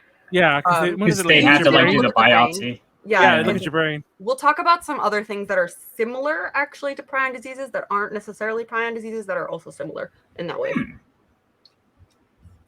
So then we have symptoms. This is a rapidly progressive dementia. Oh shit. So memory loss, personality changes, and hallucinations, jerky movements, anxiety, depression, paranoia, obsessive compulsive symptoms, blindness, coma, psychosis, speech impairment, ataxia, which remember is impaired coordination, rigid posture, involuntary movements, and gait changes. And these are a lot of these are caused by nerve cell death, which is caused by the buildup of the abnormal proteins in the brain. They're called amyloids, and where I'm a little bit confused because amyloids, it said it was specifically of like the amyloid protein, but it also said it was this with the prion protein. So basically, it's like you get buildup in your brain of the proteins, and it kills nerve cells. So apparently, some people with this disease, like their brain will almost start looking sponge-like because you'll see spots where all the nerve cells have disappeared. I should have put a picture. Maybe we'll look that up together later. I'm just imagining like a brain looking like cheese, like Swiss cheese specifically. Sporadic CGD can be fatal within months or weeks. 70% of people die within a year of diagnosis, and it's most often 6 months later. It's often due to pneumonia due to impaired coughing reflexes. So it's, if you can't cough, you can't get the liquid out of your lungs, and pneumonia scary. Then we have variant. Well, okay, I guess that didn't want to animate correctly. Then we have variant Creutzfeldt-Jacobs disease, which I guarantee y'all have heard of because it's from eating cow meat that is infected with mad cow disease. And apparently one person got it from eating a squirrel brain. So wait, why would you eat a squirrel brain? I don't know, Manuel. But this is the one that I remember there were times when I was growing up, there'd be like, oh my God, there's mad cow disease. Like, don't eat any of the beef. This is why a lot of people don't want to eat like ground beef cooked less. Mm-hmm. But here's the thing. It does not matter how much you cook the prion. It is still there. So, and the amount of cleaning doesn't actually get rid of it. They haven't been able to find like a chemical way to get rid of it or anything like that. And like heat doesn't do it either. So if the meat has mad cow disease, it has mad cow disease regardless. Wait, so but we'll talk for a second. We'll talk for a second though. Because the prions can't be destroyed. So like they're just in there. Yeah, it's hella wild. Like a virus or anything. It's literally just a protein. Mm-hmm. Yeah, my biology teacher was telling me that. Yeah, most proteins can be killed by things within our body, but these are resistant to those things. That's like what prion like stands for, basically. Like you'd have to introduce something that like would properly fold them or something like that. I guess, yeah, and I don't even know what that would be because they just seem to be like apparently their form is even more like amorphous, like you can't tell exactly what they look like as much. But anyways, this is just a fun fact. So prions may be found in the blood of those with variant Creutzfeldt-Jakob disease, the one that's from cows, but it is not found in those with sporadic CJD, the one that just happens randomly. So that's just a fun, weird fact. So I guess they could, in that case, it's very possible that they are like more different diseases than we think, and we just kind of give it because we just go by symptoms, right? And those prions, but. Yeah, anyways. So there's a bit of hope, though. So you can eat mad cow disease meat without getting infected. Apparently, it is possible. It seems... So this is a little bit confusing, but it seems to be more able to affect people with 2 copies of the... basically, the PRP gene has like 200 or so amino acids, and at spot 129, you can either have methionine, or valine. And then obviously since you have 2 chromosomes or like 2 of each chromosome, you're going to have one that's making one of them and one that's making the other. And it said most Caucasians in the UK at least are heterozygous, meaning that they have both methionine at 129 and valine. Oh, okay. But only one person who's heterozygous has ever been reported with this disease. Everyone else has had 2 copies of the methionine amino acid at spot 129. So it does seem like there's like some immunities, and like it's not like something that necessarily just everyone can get. Right. But still, it's terrifying. And the symptoms are similar, possibly identical to those of regular CJD. The incubation period is believed to be years. So, He's just living in you forever. Well, I mean, I think it just probably takes a while for it to find all the other proteins in your body. Like for enough of them to be misfolded that like it causes an issue. Mm-hmm. It's not like every single individual protein, there's like multiple of all of them, I think. Okay, then we have Gerstmann-Straussler-Scheinker syndrome. So this is exclusively hereditary, so Oh yeah. yay. But it affects those ages 20 to 60, so you might still have it. Well, I definitely am not related to Straussler, Schenker, or Gertzman. Well, so... no, these were the doctors that studied it. Ah, fuck! Had it. Manuel, yeah, you could get it. I mean, at least you lived a good long life. All right. I thought that was the people. I'm like, I'm not related to Michael Schenker. You guys, that's Scorpions. Anyway, it usually lasts about 2 to 10 years, average of 5 years. I thought he was UFO. Deaths that happen are usually right, from a coma sorry. or secondary infection. that's Rudolph Schenker. And then symptoms.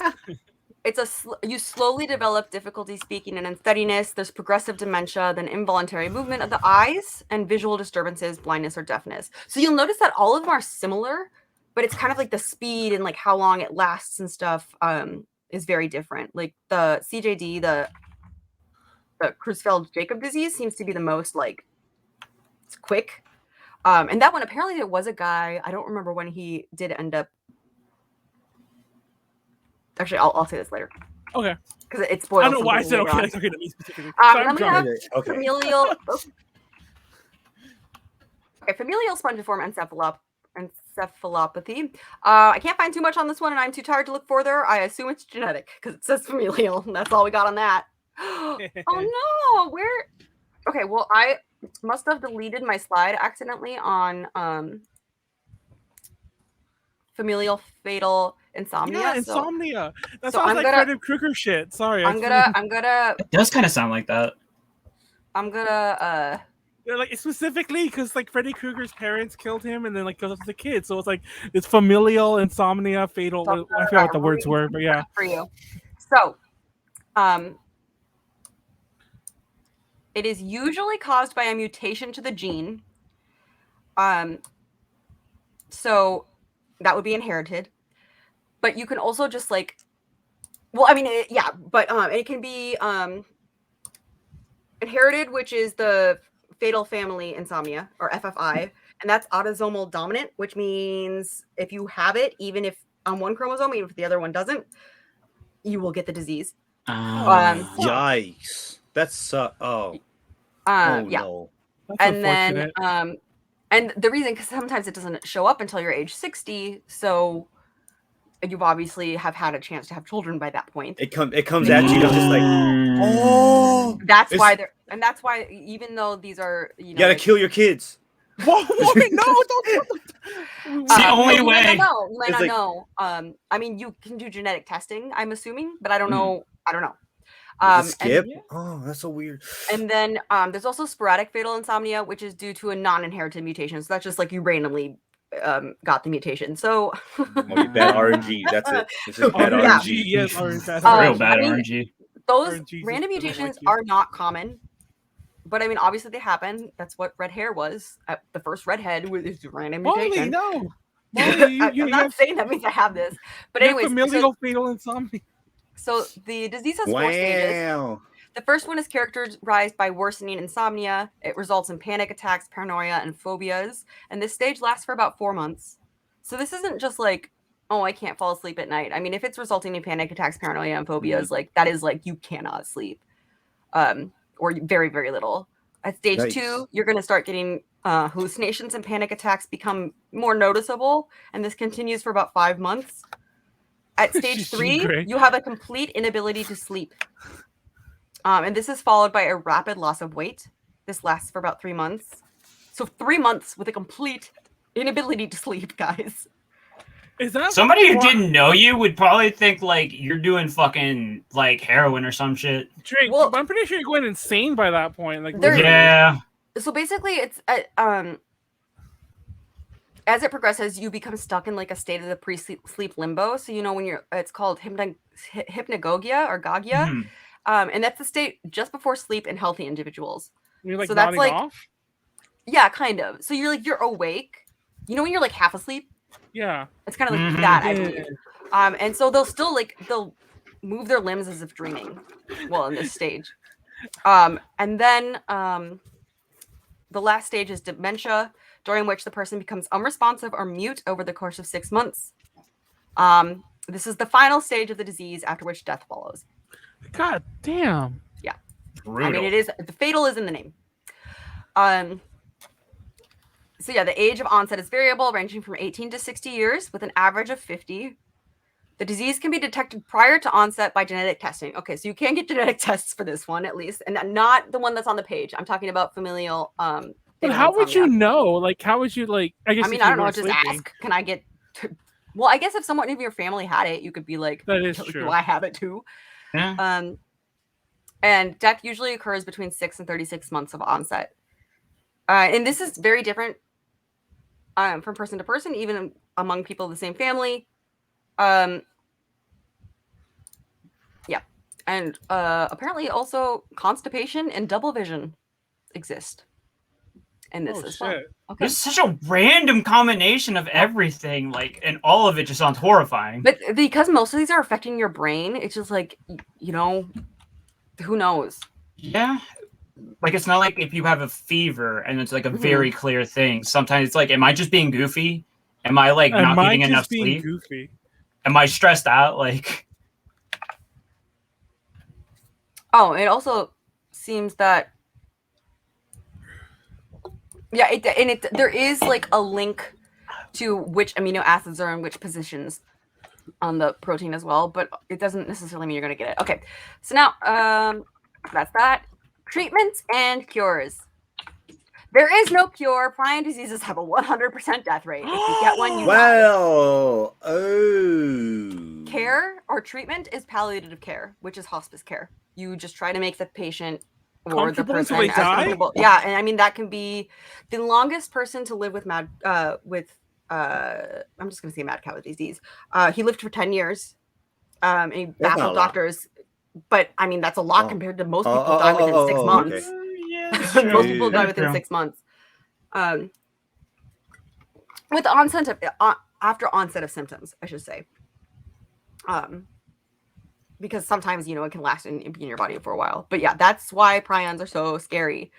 And like, I guess there is a difference between like, okay, you get a disease and like, maybe you're like super old and like, you're like, okay, I'm okay. It's like my time.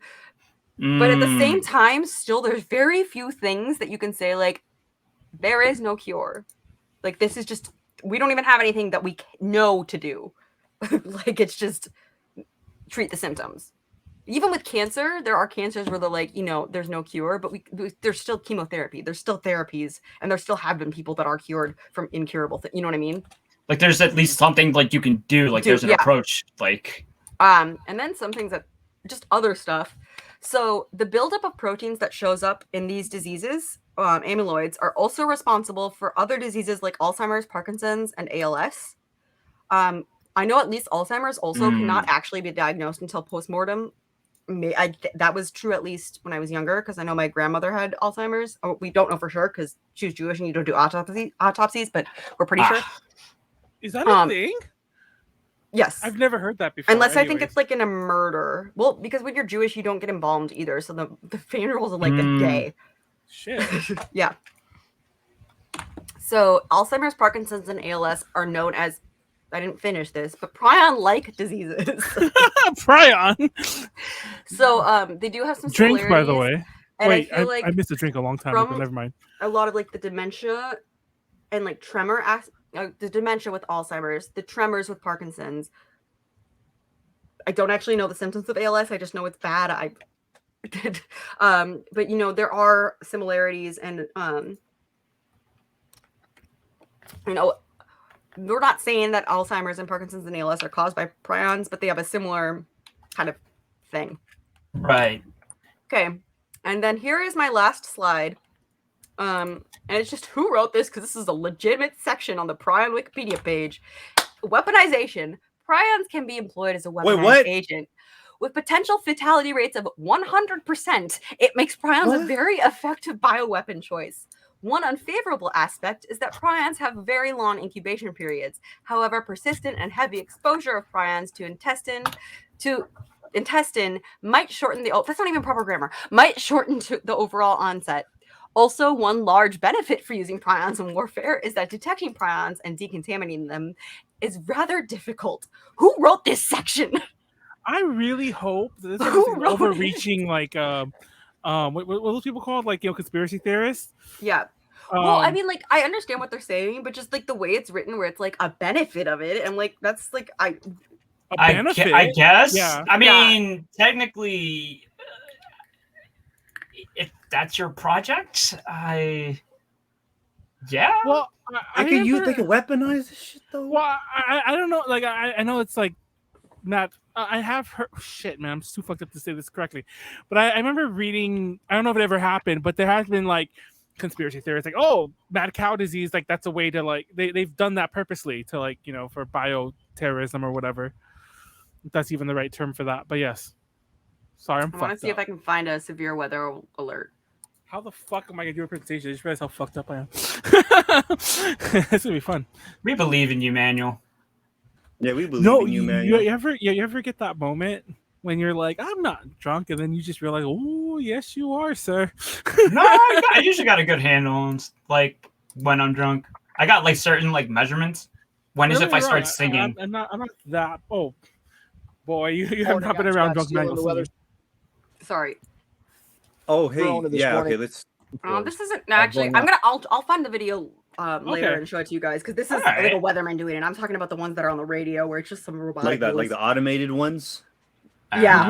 You will see a cow flying outside your window.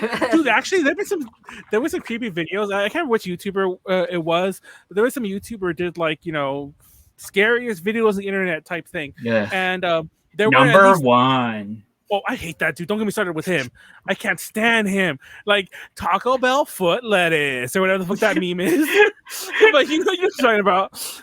It's like number one. I hate that guy. And that's the way a lot of those YouTubers talk. Like the ones who do like the dark web bullshit. They're always like, guys, if you stay up till 3 a.m., like a monster will get you. Yeah, we hang on every word because you're 5 years old and this works for you. That's actually a real thing. If there's one thing that drives me crazy, it's YouTubers who Sorry, I have the said that same really loud. emphasis for every single sentence. The It same drives me emphasis, insane. The same syllables. Every single sentence. It drives me The same insane. syllables. Let me get some things ready for my presentation. Yeah, I had to pee, but I peed during the presentation, so I don't have to pee. I thought you were anymore. going to say you just pissed yourself. I was like, well, yep, definitely drunk. I have thankfully. Like, if you were cold, you could have just gotten a blanket. I've thankfully, and it's always been one of my like fears. I've thankfully never been drunk enough that I pissed myself. But I remember, like, maybe Molly remembers. I told the story on a DTL or something when Molly wasn't there. But I'll never forget that. I think it was the same Fanime where we were like at the Westin, by the way. But there was a picture on day zero of I keep saying Fanime, AX. There was a picture of day zero AX, and it was the last year they allowed people like to party on the pool deck, and there was a picture that was going around the AX group on Facebook where it was some dude who had passed out in front of the door, and he had just pissed himself, and he was just like passed out on the floor, like piss. So yeah, That man. and I remember the caption was like, imagine how proud his parents are. And if you've never been to the Westin, like, sorry, repeating the story, but I don't think it was ZTL. I think it was actually on another stream. Have you ever been to the Westin? The entrance to the pool deck is like in a mall. Like there's like a mall on the first few floors of this hotel. So you're in a mall, and then you enter like on the 4th or 5th floor, and that's the pool. So he basically pissed himself in a mall. So in the mall. That's not a terrible Yeah, place. because the Westin, isn't it like a mall for like the first few floors? Unfortunately, like I think that mall's dying. That mall used to be nice when I was a kid. Like it was actually a very like trendy, expensive-y mall, but now it's just like only a few stores in there. But 'Cause I remember going to that place. I'm like, what the fuck? A mall within a hotel? Yeah. Okay, cool. I mean, that was a cool thing to do back then. Graveyards. Thankfully, like I mentioned, the Del Amo Fashion Center Mall is still kicking. I think there was an event there today that I didn't go to. That was like an anime event. I know like a friend of mine was venting there, and I was like, kind of wanted to go, but I also woke up really late because I was drinking last night. But yeah, let me get. Sorry, I said I was just getting a presentation ready. I didn't do shit. You good? We're having I a always, good time. I always We're actually forget. doing a really good time. We actually do a really good time. I always forget how to share on Google Slides. That's the only issue. But I think this button says present, which, by the way, you guys never understood. This guy. No, you guys never understood it before. I swear to God. I don't know if I just hadn't updated my browser or whatever, but there was never a button that said present. Like, it was just symbols. And I was like, what symbol do I press? Because if you're on or my version of PowerPoint, to make it presentation, it's like the screen. It's a picture of one of those screens you pull down, like the ones that you it's like on a stand.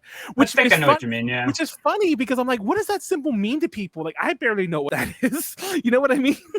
Like, I barely could see that and tell you what that symbol represents. Not to say like those don't exist anymore, but I can't imagine a lot of regular down screen. I mean, I don't know. I'm like losing track for like just senses for certain things like that. Like, I'm convinced, like people like kids today like probably like barely even interact with like CDs and shit. Oh yeah, like any disc. Like, that's probably wild. When was the last time anyone's held a CD? Like, I actually, to be fair, it's more recent for me. CD's nuts. But I don't think I've played I don't think I've played media off of a disc. Well played. Period. Well played, sir. Maybe once or twice this year. I've definitely not listened to music off a CD in many years. Way before the pandemic. Not at all during the pandemic, but I listened to music off a CD. Even ripping it. Like, fun fact, like I guess it's technically legal even to do this. There have been times, even like not the past 2 years, but more recently, where I'll buy a CD, but rather than rip it, because I actually don't have an attached CD drive to any of my computers. Yeah, not anymore. The fuck, that's old tech. Rather than rip it myself, I'll just download it illegally somewhere. But technically, it's not illegal because I bought it. I own the CD. Yeah. I could rip it. That's how emulation works. So long as you own it, like, it's fine. So like I like the CD. Like, that's I how it own works? this. I own the CD. It's just that like I was just like I bought the CD for whatever reason, collectibles, support, whatever the fuck. But I'm like, nah, bro, I need to download your shit though because I don't have any way to play this. Like, this might as well be a cassette tape. Actually, I actually have a way to play cassettes a lot easier than I have to play CDs. Listen, when people like try to hand out their mixtapes on discs, I'm just like, what the fuck am I gonna play this on? Give me a fucking USB drive, bitch. Like, if anything, like, just give me a fucking QR code, and like it just leads back to your SoundCloud or some shit. Like, when you give them a QR code, though, it's hard to shake them down for money. We talked about we talked about this on the gaming stream. Remember, Warren, about the poor weebs at ALA. Yeah, they're like, hey man, do you want hey man? Oh, they're like, hey man, you want to see my mixtape? Sure. And they're like, oh okay. And then they're like, wait, that's $5. I'm like, but you giving it sound like you giving it away for free. And then the weeb's just like, here's like $10. Yeah, the weeb. I feel so sorry for them, but I also don't want to get involved. I saw that many a time at ALA, which is weird because like I don't think I've ever seen that at AX, even though Mr. Taku said it happened to him at AX. I used to see it all the time at the old location of ALA. I'm sure you still see it in Long Beach, but I used to see it all the time. Hell okay, yeah. Let's play it. Right. I'm still babbling, and it'll probably get me back on track because it'll be Scoopy. Scoopy? What's Scoopy? Hey, Scoopy. Scoopy. That's a boomer song. Does anyone know Sloopy Hang On? Okay. Can you hear it? Can you hear it? Yes. Yeah. So this is how it starts. You're just listening to the radio, and all of a sudden this happens. That noise. The path of this storm, St. Peter's at 6:20. North of Topeka, we are issued a tornado.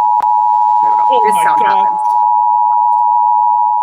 Oh shit, this is loud. AF. No, it was mainly just, I mean, it's Weather loud. Service in Topeka has issued a tornado warning for northwestern Jefferson County and northeastern Kansas, northeastern Shawnee County, southeastern Jackson County, and northeastern Kansas until 7 p.m. At 6:23 p.m., a severe thunderstorm capable of producing a tornado was located 5 miles north of Topeka, moving north at 45 miles per hour. Expected hazards include tornado and quarter-size hail. This is a radar-indicated threat. The following impacts are expected. Flying debris will be dangerous to those caught without shelter. Mobile homes will be damaged or destroyed. Damage to roofs, windows, and vehicles will occur. Tree damage is likely. This dangerous storm will be near Meriden around 6:30 p.m. Hoyt around 6:35 p.m. Valley Falls and Denison around 6:45 p.m. Okay, that's basically, yeah. And there's also that one. But I also just real quick. I love that sound. It's so obnoxious. We have tornado sirens. Oh God! Minnesota? Everyone, protect your ears. This captain. All right. Oh wait, what's happening? The funny thing about these sirens is I always feel like these sound like a human can replicate them. That's a weird thing to say. It sounds creepier from far away. Sometimes, I think, yeah. No, that's actually what's creepy about it. Because I think it almost has like. Here I am again. This is a real tornado And warning. the sirens just started going off again. And this is what you hear. Wow. You just hear Dear that God. in the distance. Dear God. Yeah, but you see what I mean? Like it sounds almost like a person's like screaming almost. That's the creepy part about it. What if it is? Also, this guy's just like This on is the in, Mississippi. Which is, Minneapolis. Oh look, it's your turf. But kinda, I just maybe. want I you don't to like remember- it. I'm underneath the That bridge. I and I don't know grew where the up- hell to go. I'm in a park. I grew up when all Sorry, I of don't a mean to sudden laugh. it'd be I cloudy, mean, I don't know and all where of a to go. sudden in the distance you'd hear it's just like coming from the heavens. And they also What they do test you them. do? You go to the basement. You just go to the basement and pray, basically. Yeah. Oh, Jeebus, don't take me now. Yeah. Did you see it? Oh, this is actually a formation of a tornado that's happening right there. Oh, Wait, that's like a downtown area, though. Winds. Jesus Christ. Holy. Damn, that's fucking wild. What the fuck? Yeah, I should have done a. I'm gonna do a presentation on tornadoes, guys. Oh yeah, I never finished my thing because we got distracted by the number one. But anyways, there's creepy videos where people will like film like their thing and like you'll see the tornado coming and they film it outside when it's done and like everything's destroyed. That's all I was gonna say earlier. Like a before and after. But also, these people's reactions is pretty accurate to how we all react to tornadoes. A lot of times, it's like. Was everyone just like meh? Meh.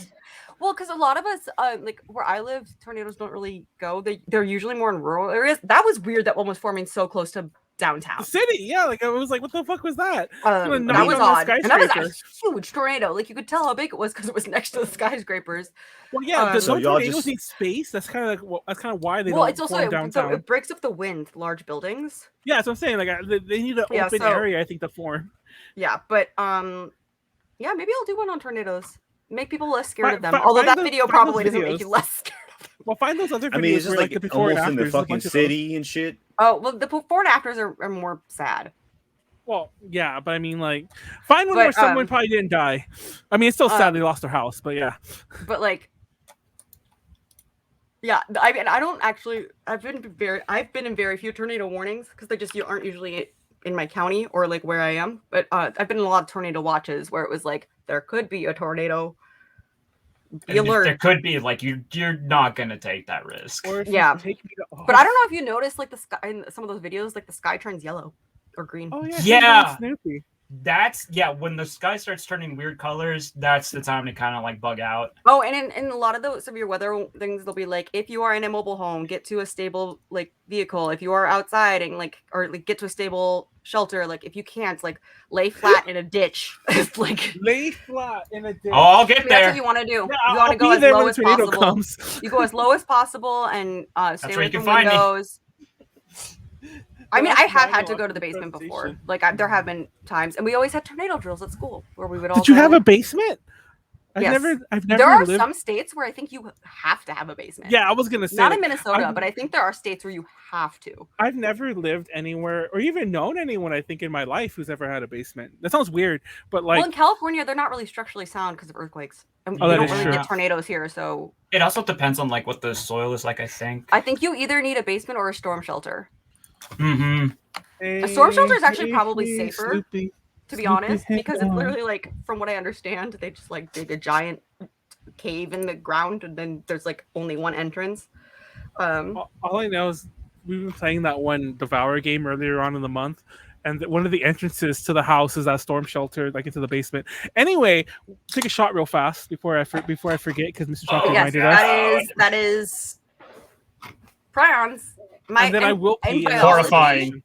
in my biology class in high school, my biology teacher said she used to have nightmares about prions. I can see It's why. like there's just nothing you can do. Wait, it's like yeah, just that was died. pretty much like, yep, well, I'm on the clock now, I guess. so your ears are like hollow? I just noticed that. Like, oh yeah, they're for some- beaded. Oh, okay. See, like when I saw, I thought they were solid. I'm like, I actually was wondering. I'm like, why are they clipping? Like she has Oh no. wait, no, I thought I thought I was seeing through them on because ears. they were Mm-mm. they It's were actually clipping out. I got them on Etsy, and originally I had them sent to my old address, and I was like, I'm so sorry, could I get another pair? Like I'll pay for them, and she like rush ordered it for me, and it was Aw. she was great. Damn, ladies, that shot's heaping. Warren, let's go to Buddy. the prions. Oh no, Manuel has prions. Wait, isn't that like actual brain? I know it's not actual brain worms, but isn't that like the fucking actual like real equivalent of it? Like anytime somebody's like, oh, I can't like watch these there's conspiracy videos or I'm gonna get brain worms. It's like, yo, prions, dog. There's a YouTuber I really like, and his name's Comment Etiquette. I don't know if you've ever seen him. His name's Eric. The Internet Comment Etiquette, and Oh yeah, he posted on Twitter 2 days ago, and he's all like, "I stand by Dave Chappelle and his award-winning comedy," and then he posted in the thing. It's like, no, this isn't for a video. I'm serious. I actually do. And it's all these hate comments. Even I was telling a friend of mine, like, oh god damn it. It's like I don't really want to talk about like I just like. He seemed like such a cool person, and then today he released a video, and it was about the ghost of PT Barnum and all this bullshit. But at the end of it, the ghost of PT Barnum convinces him to counsel himself, and it turns out that was him just for a video. And the ghost of PT Barnum's like, you have to double down. And he showed all the comments, and I'm only upset that my comment wasn't shown about like I son of a bitch. Fucking Manuel. He got me good. I just wanted to point that out. That was right before we started too. I watched the video. I'm like, oh, that son of a bitch. I fell for it. Hook, line, and sinker. Anyway, I'm gonna go pee. Everyone go pee. Everyone go pee, and then I'll do a presentation when I come back. I don't think so. Piss on the floor. God, my bladder is the size of a peanut. Size of a. I almost said the That's size of probably a an penis. issue. Wait, what did he say? Hold on, I want to hear what he said. His bladder size of a what? It's the size of a peanut. Oh.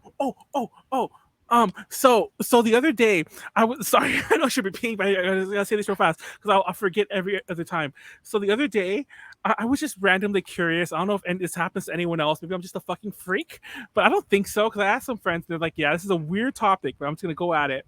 So the earlier on of the week, I got really drunk on like Wednesday, and I woke up. And like I went to go pee, the first pee of the day, and the first pee of the day, especially like I think this is a guy thing, it's like always a lot, and usually it's very foamy. And so for some reason last night, as I was drinking, and hold on, I'm getting somewhere. This is tied to Molly's presentation. So last night I was curious. And I was like, why is the first pee foamy? It's almost like it's fermenting in your body. Maybe because I'm drunk. I don't know. Like, I never really check. I never really look. I'm like, is it? Anyways, I scared myself for the first time in my life doing WebMD type bullshit. Apparently, like, foamy pee is so, like, apparently it's a sign that, like, you're, like, losing the proteins in your body or your body's not, like, maintaining everything correctly. And, yeah, and basically check for foamy pee, guys. Does anyone else have foamy pee first thing in the morning? Do you have foamy pee first thing in the morning, Warren? I called you Pleiades. Yes. Yeah, I do. I usually do. See? Because I asked... Yeah, I usually pee in the... I asked a lot of my friends and a lot pretty much even some of the girls I asked, but a lot of the guys I asked, they're all like, yeah, pee's fucking foam. And it's funny because I didn't tell them my other thing, but a lot of them were saying the same thing, that they all just assume that because like you're sleeping and you're technically holding it for like a long time, that maybe that's your body like that's how I thought of it too, carbonating it or something. So yeah. Oh, I thought you just meant. Okay. Suppose, like, I don't know how true this is, but one of the things I read apparently has to do with the air, that you're not like that you're also pushing air out of it. I'm like, what? By your urethra? Just like, how is air getting in there? But it is a whole. Anyways, I'm gonna go. Pleiades. Ask Pleiades if he has foamy pee when he comes back. Okay, bye. Pleiades. Pleiades. Is your foam pee? Is your foam pee? There's your pee foam. I can't believe I said that. It's your phone PE. Also, PE phone? Also in the song Golden Showers, there's Oh, a God. line where it's all like drink the foam. So I'm like, homeboy's probably sick if his regular pee is foamy. Well, I mean, it could just be like power piss, and it's like kind of bubbly afterwards. See? Anyways, we'll come back to this. Hold on, I need to go pee.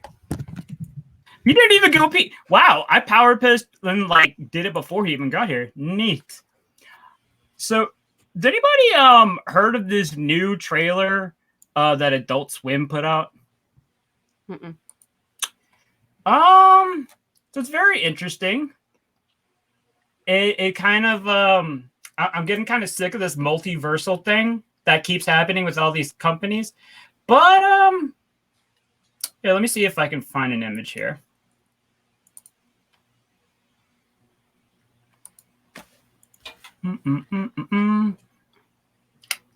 Well, that's still so. Oh wait, here we go. That'll work.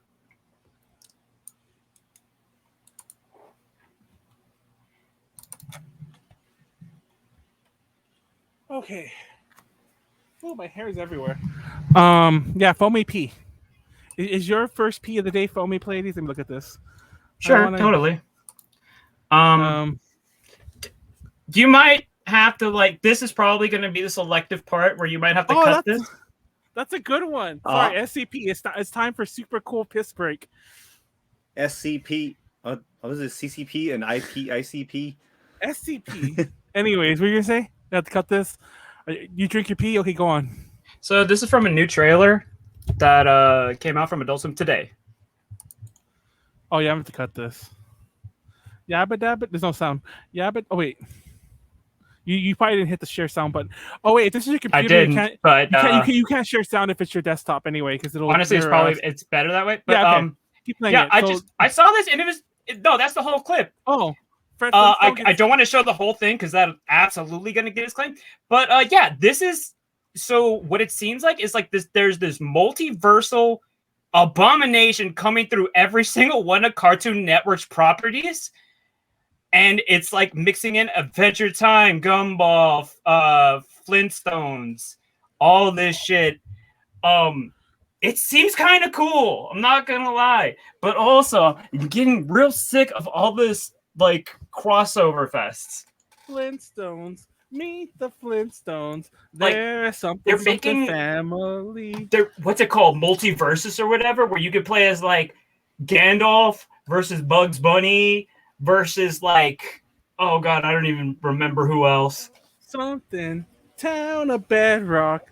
There is something family. I don't know, Mystery. That sounds very familiar. And here's the thing.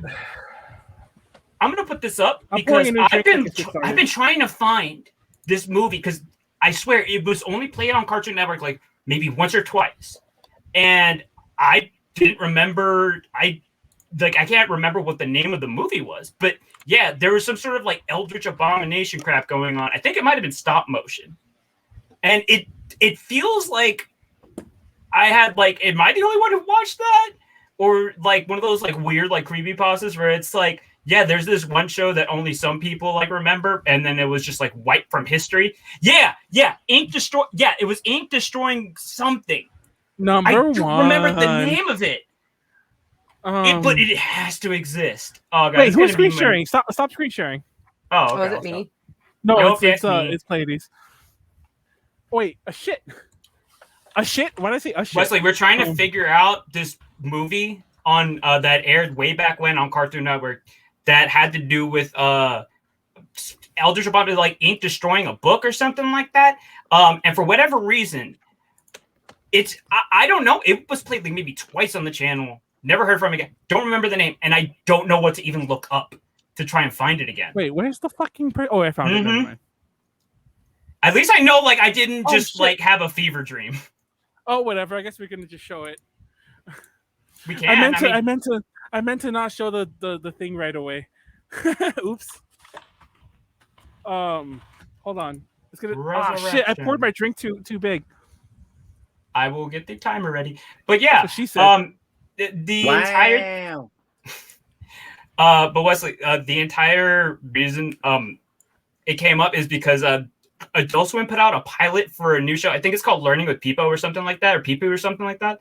But it showcases a bunch of Cartoon Network properties and like this static, glitchy abomination seeping into every single property. And then it's like, so you got like Adventure Time, you got Gumball, you got all this like wild stuff. I hate the fact that it's become a trend with like companies are just like, let's get all our IPs and just somehow print money. That sounds like we were, yeah. But it sounds kind of fun. I'm not gonna lie. Like, ooh. By the way, we also Wesley, we also talked about Foamy P. But that's a topic for the. Oh, also, the squirrel. am I the only one during Molly's presentation? Whenever she said aminos, I kept thinking amiibos, and I kept chuckling. I'm just drunk. Yeah, I did not think that at Yeah, all. I was like, yeah, I did not think that either, man. Like, No man, one what the thought fuck? amiibos. No, because there's an No. actual app that is sponsored a lot called Aminos. No, you're right. So that's the first thing I like thought of. Anyways, is timer going so I can keep going? Oh, hold up. Are you peeing? No, I have a picture of my hillbilly punch. Oh, Hill- you are a hillbilly hillbilly. punch. Well, you're close to West Actually, Virginia. quite technically, I'm actually a hillbilly because Hmong people are known to inbreed a lot, so we're the hillbillies. You got to keep the bloodline pure, son. What the fuck? What bloodline? Yeah, no, Hmong people really do that though. They're just like, why don't you date Hmong people? It's like, bro, that's gross. You know, the only other thing. This is They do that. The only other thing that I found out about, like, I like was briefly introduced to like Hmong culture like a while ago, and it was because I forget how, but like I came across somebody who was associated with like a Hmong dating Facebook group. So it was like literally like to get like everybody make sure like dating all that, and I was just like, wow, shit. Wait, I need to get out more. Start the timer. I was about to start singing Pennsylvania, but then I was like, I don't remember the lyrics off the top of my head anyway. Actually, it's funny. The state that I came from was. Do you even know what a Wawa is? That's like the line I only love that song. That's Philly. Anyway, we ready? Pleiades? Oh yeah, I've been having the timer going. Wait, we started. That's not fair. Anyways, I'm gonna start. So today I'm talking about Halloween Resurrection, the best Halloween movie ever. Resurrection? Halloween. So this is the movie where fucking Busta Rhymes kung fu fights Michael Myers. It's fucking amazing. Right. It's the best movie ever. It came out right before all the remakes and the reboots. But actually, no, you got my attention now. I'm just kidding. That one's actually a fucking terrible movie. My least favorite Halloween movie. I'm just fucking with you. Man, I wanted to hear about Busta Rhymes. Fucking kung fu fighting. We're talking about Halloween 3, Season of the Witch, the real best Halloween movie. Why? And by the way, what the fuck is this Silver Shamrock shit? We're gonna get there. By the way, I tried to. There was no way to write it. When I say the best Halloween movie, I don't mean the franchise. I mean literally the best Halloween movie, like about Halloween. Period. So nope, that's false. Anyways, because Nightmare Before Christmas still exists. So I took a drink anyway. I don't know if we're near 3 minutes. But I just took one anyway. It's not. It's only been 1 minute. Oh, I'm a dumbass. Anyway, so Yep. I actually had the reverse problem this Halloween. I think last Halloween I was kind of struggling for topics. This one I had way too many. I even tried to write a lot of here's my favorite things just smashed together. And that's how we got Uninvited last week. That's how we got Halloween 3 this week. I try to do it again. I even wanted to write one on Fear Street about the TV show versus the books. About some of the comparisons, but I want to do another day. I actually rewatched Fear Street. Thank you, Warren, for Netflix. But I actually rewatched. You're welcome, Fear Street. motherfucker. I rewatched Fear Street to like to do that, and it was too much work, honestly, that one. But anyways, I want to talk about this movie. This movie's fucking amazing, and I'm probably gonna keep doing Halloween themed presentations throughout the year, just the rest of the year, just to finish off my other ideas. I've been wanting to. I have to like check myself. Because I noticed like for a while, all my presentations were about like creepy shit. And I was like, I don't like want to be like always doing the same shit, but also like that's what I really like talking about. Michael Myers. We're going to get to the Michael Myers cameo in this one. Don't worry. Anyways, this has always been one of my favorite movies. And when I was younger, this was a movie I used to like introducing people to. Like, and I mean younger, like the pre-internet days. I mean, the internet was around, but the internet as we know it. And It's like honestly, Web 2. Wait, would that be 1.0 or 2.0? you probably have seen a Halloween. By the way, who has not seen this movie? Out of curiosity, Halloween 3. Have anyone seen it besides me? I have not seen any of the Halloween movies. Exactly. So probably no. If you've seen a Halloween movie, you've definitely never seen this one. This is famously the Halloween movie that does not have Michael Myers in it. Oh. We're gonna get to why that is in a second. But did they lose their own rights? No, they didn't. It's actually funny. Why? It's actually that would be a funnier story than what really happened. But basically, I was rewatching the Halloween franchise recently, and I was actually watching a lot of horror movies like recently. Earlier on, not for Halloween, and I was rewatching like the Friday the 13th, the Nightmare on Elm Street, and the Halloweens, and I realized that besides the first Halloween and this one, the Halloween franchise sucks. I hate the Halloween movies, and I'm like, I don't know why people keep I've always wanted to say that. Like, there's a reason why I've also never been like curious to watch them. I've also never watched them. I think that's kind of a controversial opinion. I mean, some people hate some of them. Like, people hate Resurrection, and people hate Halloween 5 and whatever. But like, this series should have really ended. I'm gonna get to why 3 is the way it is. It should have kept going this way. And hopefully this convinces you to watch it. So anyways, a brief history of Halloween 3. So everyone, you might know the first 2 Halloweens. Basically, there's a mass killer named Michael Myers. Fun fact, in the first movie, he's just killing babysitters. Laurie Strode is not his sister. He's just the personification of evil. In part 2, it's like a meme, right? There's no actual continuity. Like when people talk about storylines throughout the movie, it's just for like bullshitting, right? Kind of. Because it sounds so fucking stupid. In part 2, they kind of Empire Strikes Back it, where it's all like, Laurie's his other sister that we didn't tell you about, and they also try to bring in this whole thing with Samhain, Samhain. The pagan holiday, and they try to have they try to mystify it. Fun fact, if you read the Halloween novelization, which I actually was lucky enough to find in a used bookstore, I have 3 copies of it in my youth many times. So I've read it, and in the original Halloween novelization, they talk about Samhain and how he's like a manifestation of like the evil or whatever. So the witchcraft shit was always in there. Fun fact.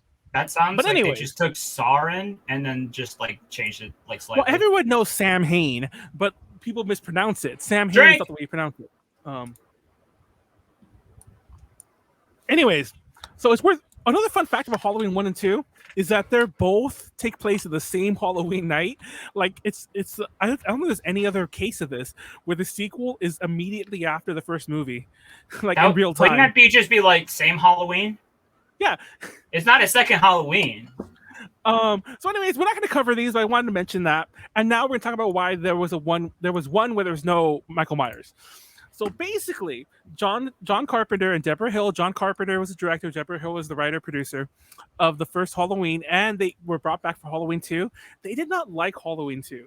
Very famously, John Carpenter just did it for like the money because he felt he wasn't paid enough for the first one. And he said that him and Deborah Hill wrote that script when he just got like a bunch of beer or 6-pack of beer or whatever and just started writing the script. And so I took a drink, by the way. So they were tied. They were kind of tied to do they were asked to do another sequel, but they're like, yeah, we'll do another one. But if you watch the end of Halloween 2, they kill Michael Myers. You see his body being burnt to a crisp. And it's all like, we'll do another one, but we're not bringing back Michael Myers. We have to do a different story. So the idea became they were going to make an anthology series that from here on, kind of like a movie version of the Twilight Zone, or imagine like a theatrical version of Black Mirror or something like that, because they're longer than an episode. Like basically they were going to do a bunch of like movies that were released kind of like yearly or bi-yearly. Yeah. And they were going to do with different stories centered on Halloween. Now, honestly, I love this idea, and I really wish they would have gone with it because the rest of the Halloween movies suck ass in my opinion. But they didn't. And we're gonna get to. I'm jumping the gun a little to tell you that it didn't. But basically, just to like cut to the chase. The big problem was that they made Halloween 2. If Halloween 2 was Season of the Witch, that would have worked. But the fact they already had Michael Myers in 2, yeah. But anyway, Season of the Witch, it ran with the concept witchcraft in the computer age. I mean, that's kind of a cool concept. So, anyways, The Digital Witch. John Carpenter, Deborah Hill produced. Tommy Lee Wallace directed it. If you don't know who Tommy Lee Wallace is, you've definitely seen one of his movies because he directed the TV version of It, the one with Tim Curry, which is everyone has seen some clip of it somewhere. So yeah, Tommy Lee Wallace did that. He directed this as well. This was his directorial debut, by the way. Now, John Carpenter, I don't want to play any of the music because I'll get claimed immediately. Everyone knows the Halloween theme, that thing. But like John Carpenter in this one did like a synth soundtrack, different themes all around. By the way, he wrote that music too, all the music. But this soundtrack sounds so modern, like very like what's the genre? Like very like not new wave, synthcore. What if that genre is called? Yeah. And it sounds, what do we call it? Synth is probably, but also like that's kind of been like vaporwave. Sorry, that's what I was thinking about. But anyways, I was gonna say vaporwave's kind of yeah. Anyways, there were some connections to Halloween, but we're talking about the plot real fast. We'll circle back. Now, the original story for this was written by an author named Nigel Neal, who's very famous for the Quartermass series. He wrote a lot of Hammer movies, like MC Hammer.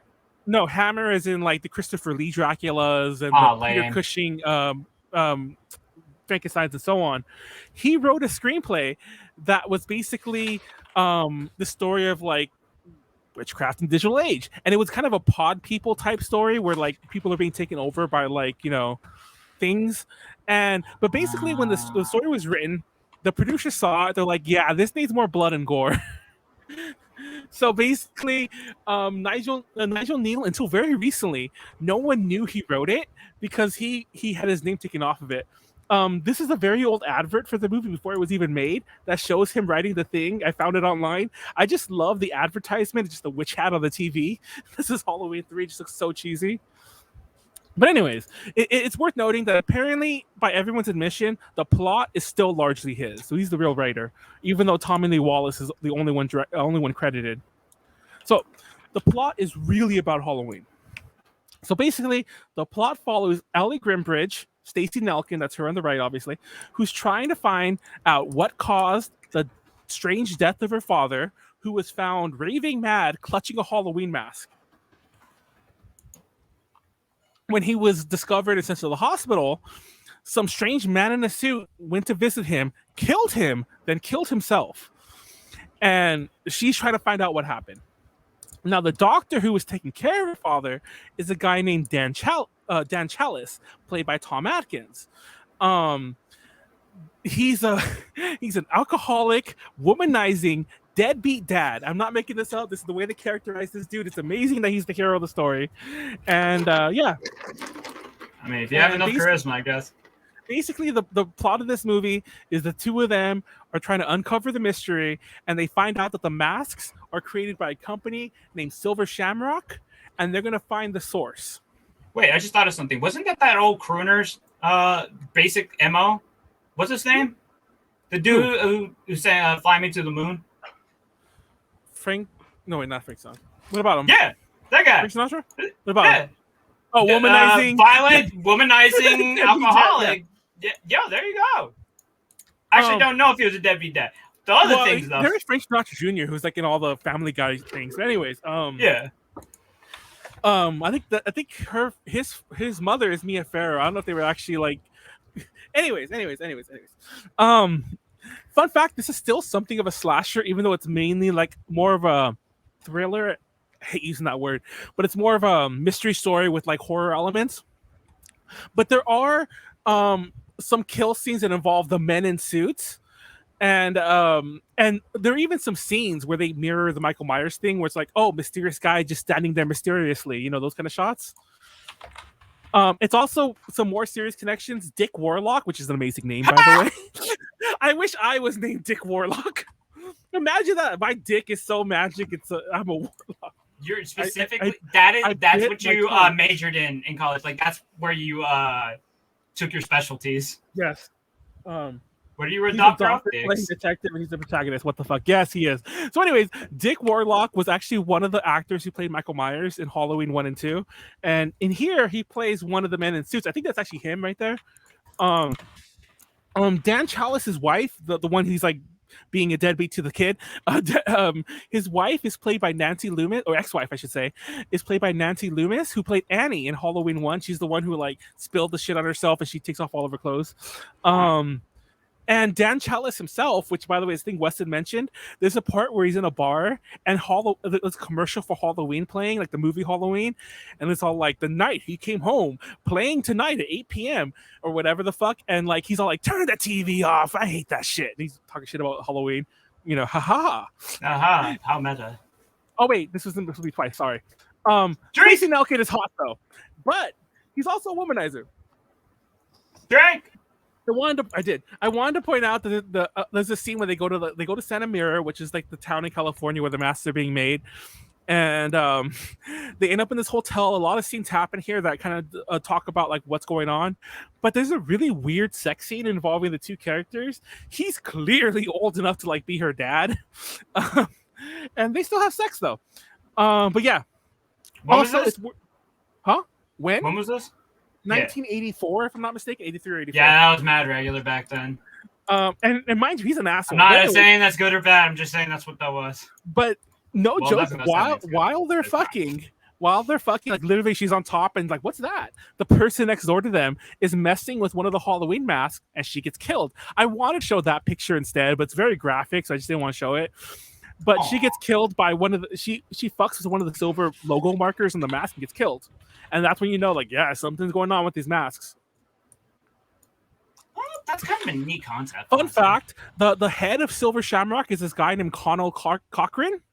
He's played by Donald Harley, which not only is he Irish, because the whole thing is like Celtic witchcraft.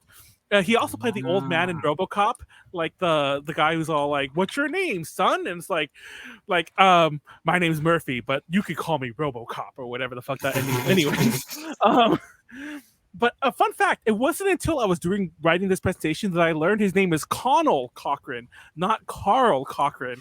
I always thought his name was Carl until like yesterday when I was writing this. Like, what the fuck? Anyways, let's jump around a bit. So we didn't talk about the masks. So the masks. There's 3 masks featured in the movie: the skull, the pumpkin head, and the green witch. They're all iconic in their own way, but I hate the plot of this movie because the whole movie, like, you know, the suspension of disbelief, the one part that I cannot get around is that the entire world is fascinated by these masks. There's no way kids would just only be happy with 3 options, you know? And I know it's magic, probably. Girls can wear the pumpkin or the skull too, but like typically, like these are very gendered options. Like pretty much gonna have just all the girls wearing the witch, and all the boys are not gonna wear the witch, especially in '84. The masks were designed by Don Post, who's a very famous makeup artist and mask maker. Fun fact, and they've been homaged, referenced, and commercially released. We used to sell these at Party City all the time. Enough. I could honestly talk about just these masks, but I'm not going to. But my favorite's the skull. Wanted to mention that. Now, Silver Shamrock Novelties. So this company is headed by Connell Cochran, based in Santa Clara, California. Drink. Carl. Anyways, and it's a town that's pretty much focused on just this company. Like, no one lives there except people who work at the company. There's even this drunk who they let live there just because he's a drunk and no one's going to believe the shit he says. And then he finally tells the main character about what's really going on, and they kill him right after. But anyways, now, the whole plot revolves all these masks. To go along with these masks' popularity, which, by the way, Dan Chalice's kids have the mask. They want the mask. They're following this too. There's a big giveaway on Halloween night. They've been playing commercials for this fucking big giveaway all Halloween. And I'm gonna play you the shit. Where's the song? Oh, there it is. Okay, I'm gonna play you the song. So good luck forgetting this song ever in your life. Okay. Okay. Happy,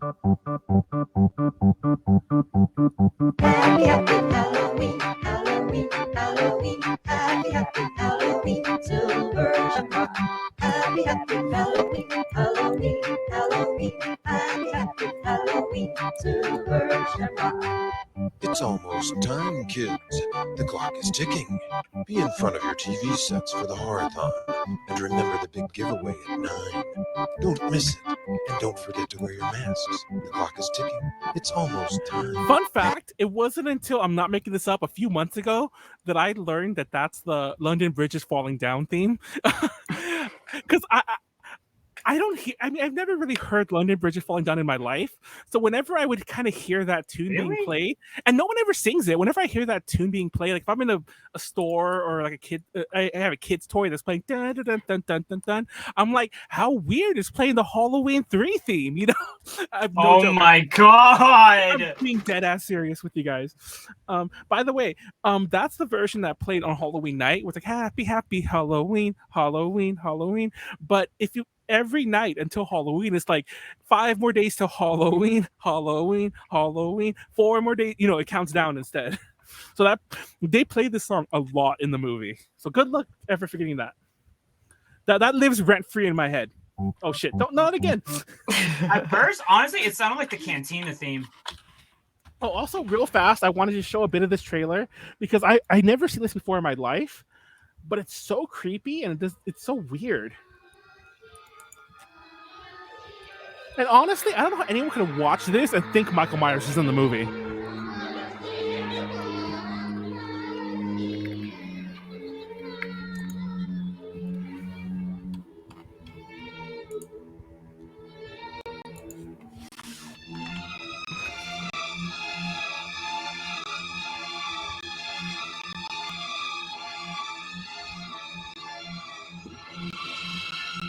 Guess you think Michael Myers wears a witch mask now?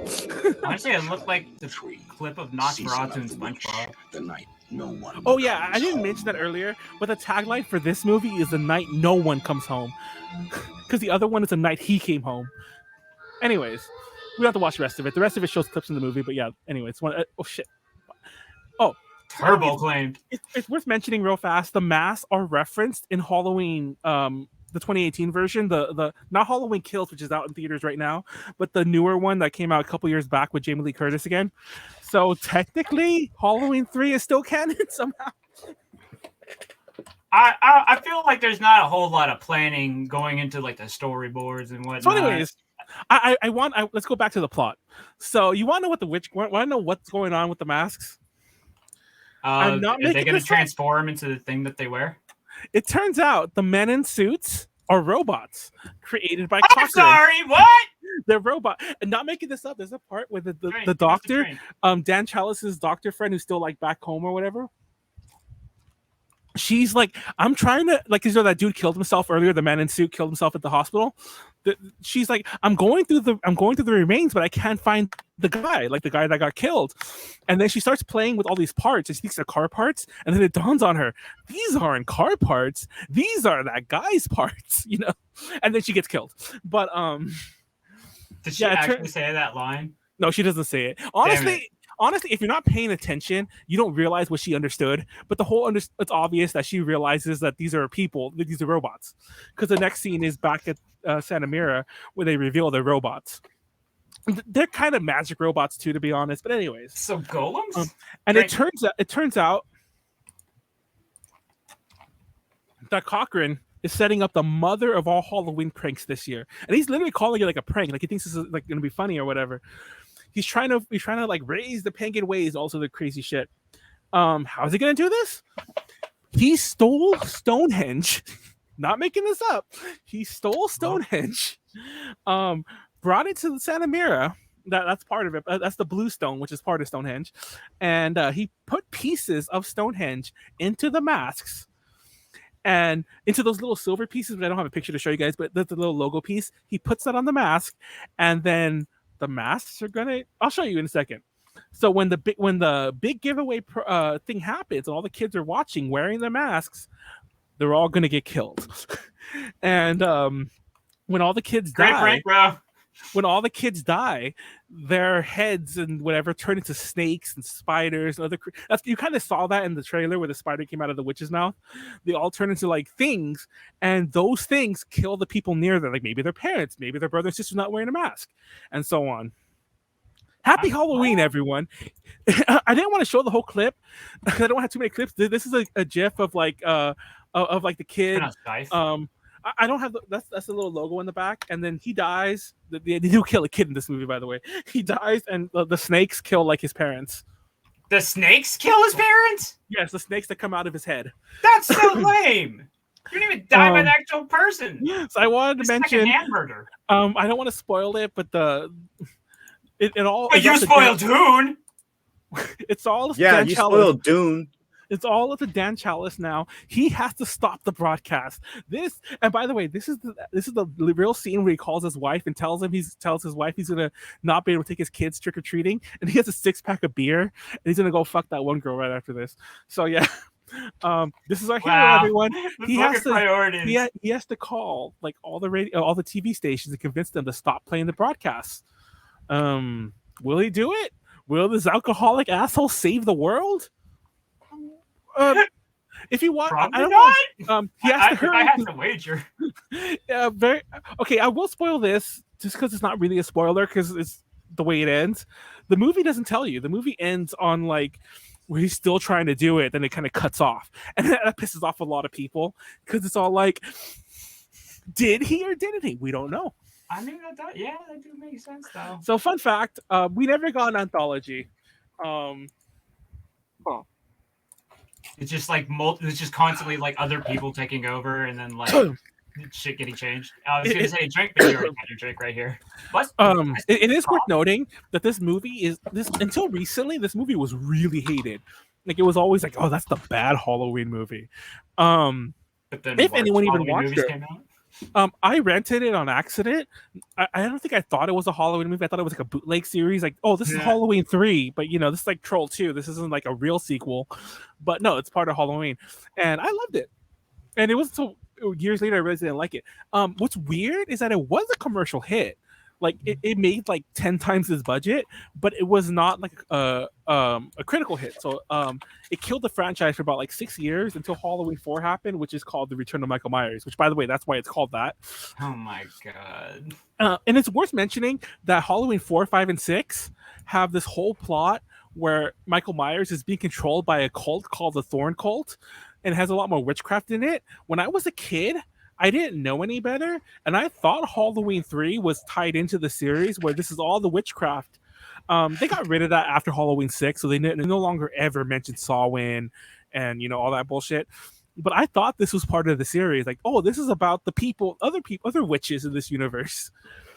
I mean, it seems like it would make sense. Like something would have to explain the shit, right? Honestly, like I have right here. Honestly, if this series had a better like team behind it, they could have wrote this in. They could have even kept part 4, brought Michael Myers back, but like wrote it in. Maybe Cochran survived and brought back. Oh, sorry, he dies, but Cochran survives and and raises Michael Myers. Who knows? They could have done this. They did it. But now, especially very recently, like the past 2-3 years, everyone suddenly had a shift. Very famously, the AVGN, he says this thing called Monster Vision, and the very first Monster Vision, he's like, oh, Halloween 3 is the sucky one, and then like a couple years ago, I was like, yeah, this is my favorite one now. I'm like, fuck you. I always thought like stop being trendy. Now it's like trendy to love this one. Well, I mean, it could also just be that it's kind of like aged drink. It definitely has aged very well. Like sometimes stuff like really does need a little while to like breathe and like really settle into like the public kind of like. It is worth mentioning that when I started doing this presentation, I thought I would have a section where I could tell you guys, oh, look at all the shit it's influenced, because that's for most things. But no, this has not influenced anything. I guess because the turnaround of people liking it is so new, there hasn't been much. I think this is actually a sticker. You could buy this isn't something from the movie. You could buy like this sticker, shit like that. You can still buy the mask, by the way, official and unofficial versions. I wanted to point out that very interesting last point, that in my opinion, the other two big the slasher franchises, Friday the 13th and Nightmare on Elm Street, all 3 of the series, including Halloween, it's the third one that's the best, in my opinion. We did a whole presentation about Halloween 3, but Friday the 13th Part 3 is the one where Jason gets his hockey mask. Yeah, believe it or not, that doesn't happen in Part 3. Part 1 doesn't even have Jason, and in Part 2 it's him with like the bag over his head.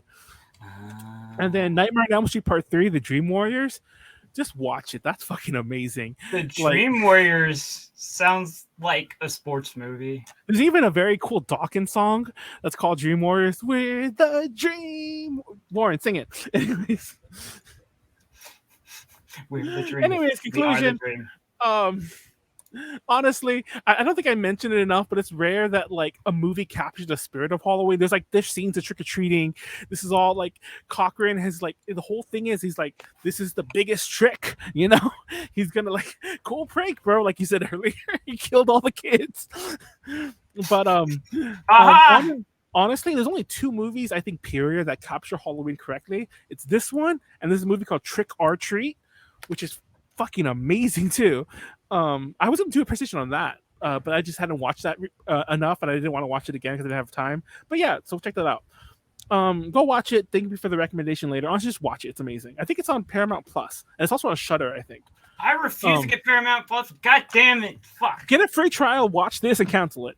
Anyways, I might honestly. Also, I wanted to mention a lot of people don't know if the ending. I mentioned it's ambiguous, but in the novelization.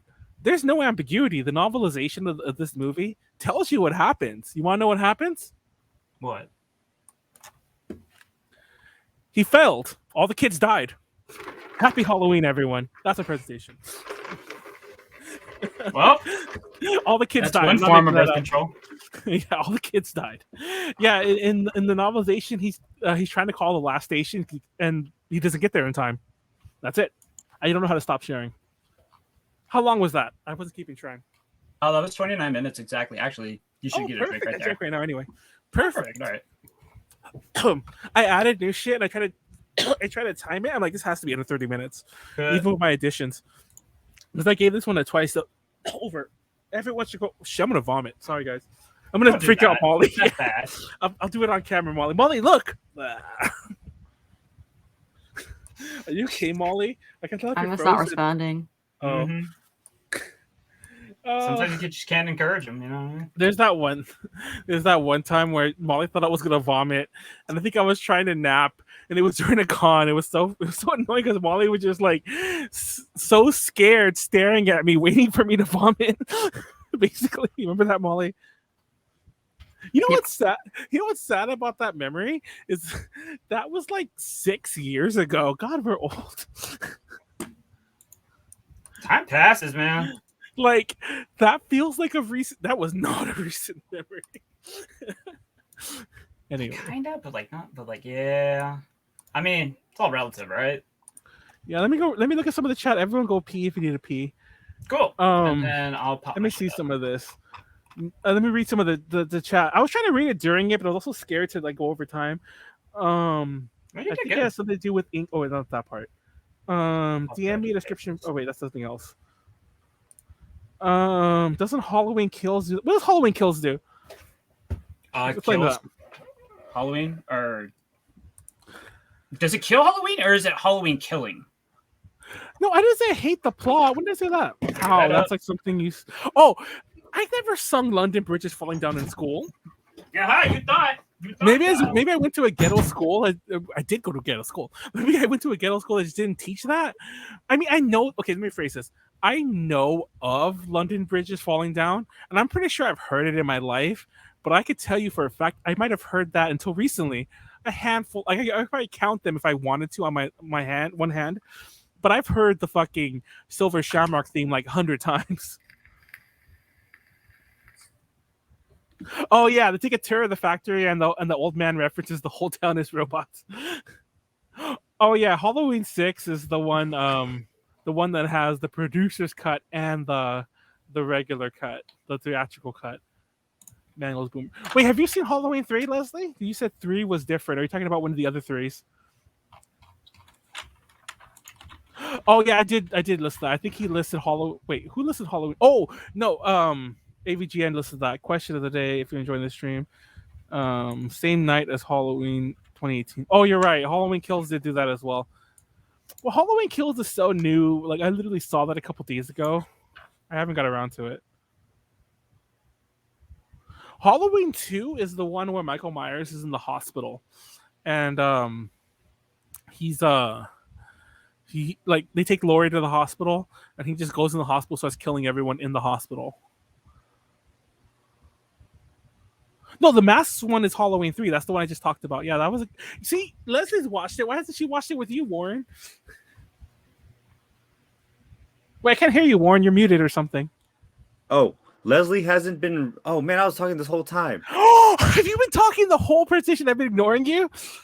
I'm not joking. It's because I think I pressed my mic off, and I was talking to you guys this whole entire time. Oh yeah, because I went to go pee. No, Leslie didn't say anything. Because I was like, "What do you want to watch?" She's like, "So we watched like The Good Place and anime, but we haven't watched like really any horror movies."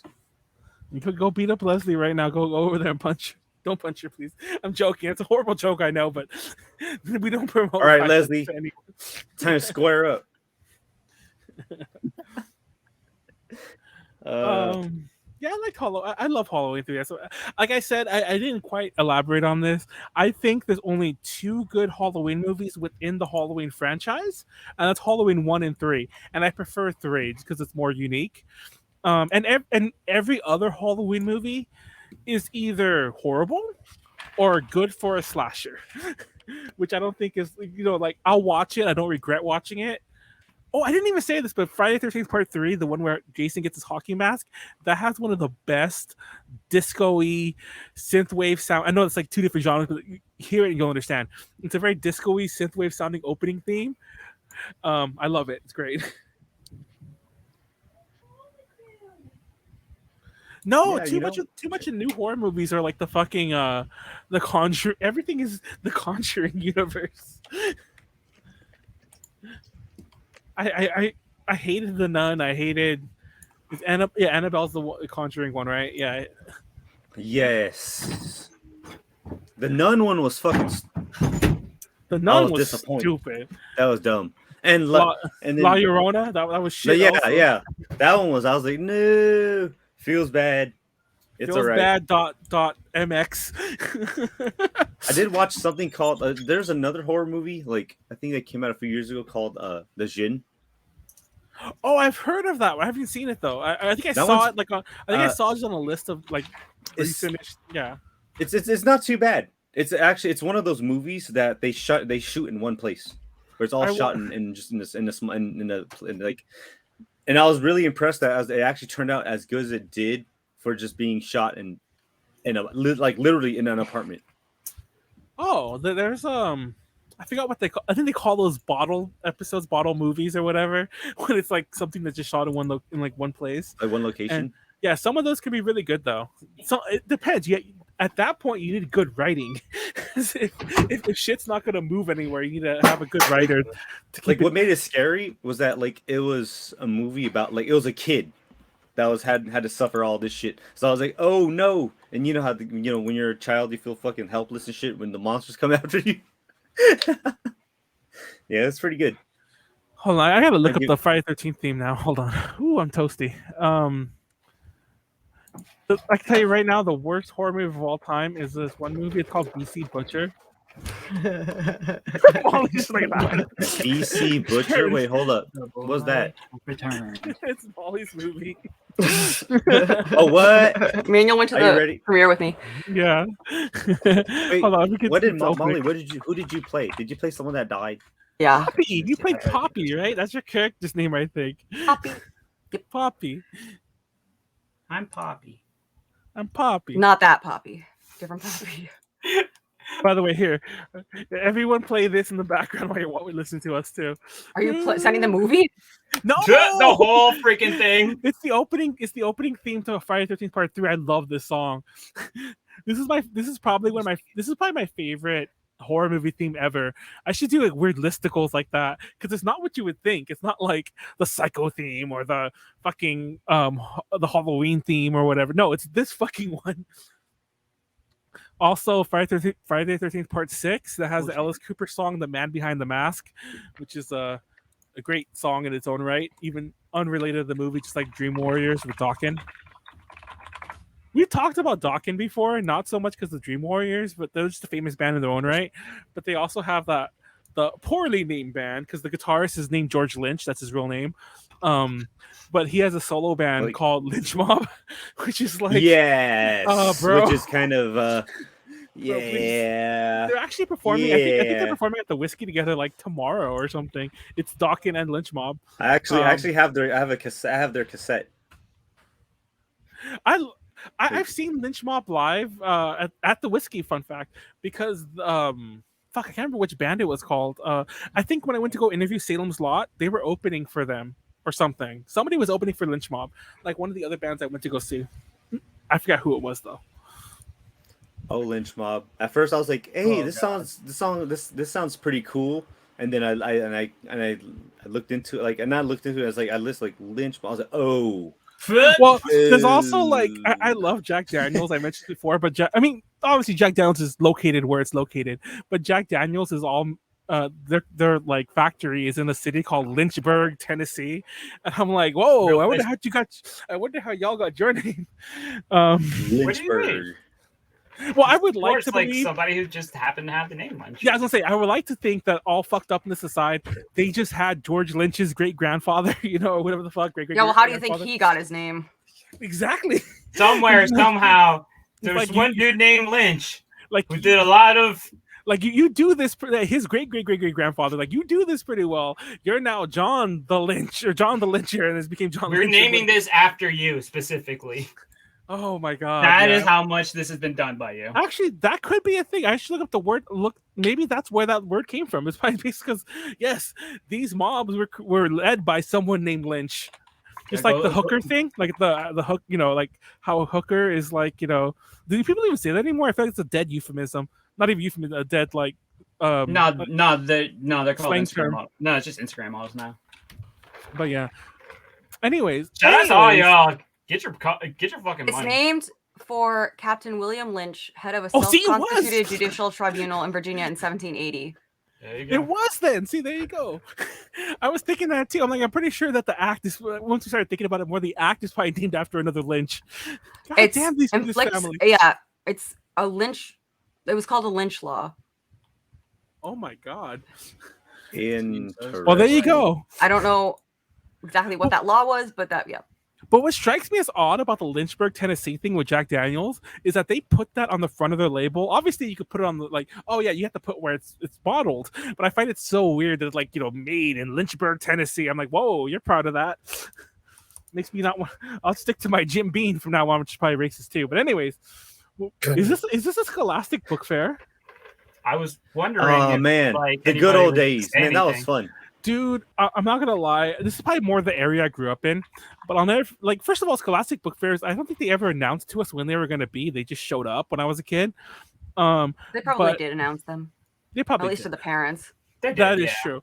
But I do remember I think in every book fair in my life, from elementary school until junior high, when they stopped. I never saw them after junior high, obviously, but which is bullshit. I was the only one to ever buy books at them. I actually loved the one that was in junior high because the one in junior high, I'm not sure if the library was doing it or if Scholastic themselves just had these, but they used to sell used books there too, in this really cheap section.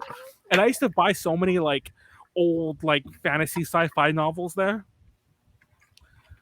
But I still have my How to Win a Game Boy games, which I found in the storage unit, by the way, that has the stamp inside of it from the book, the Scholastic book fair. Because I bought it, and they stamped it inside to show that I paid for it. And I'm like, oh look, this is the actual How to Win a Game Boy game book that I bought when I was in second grade with the pocket money my mom gave me probably to eat food. And I'm like, I'm not eating today. Yo, that's how I used to save up to go to Street Fighter tournaments. Yeah, that's how I used to save up for video games and Same Yu-Gi-Oh thing. cards. Yeah, my parents would give me lunch money, and I would either I actually have a funny story. We about were that. just given lunch in my elementary and middle school, but that's because it was private school, so we were already paying for it. Molly over here with her privilege. We're all and then even in high school, we just had accounts. We didn't have to bring money. Well, every day.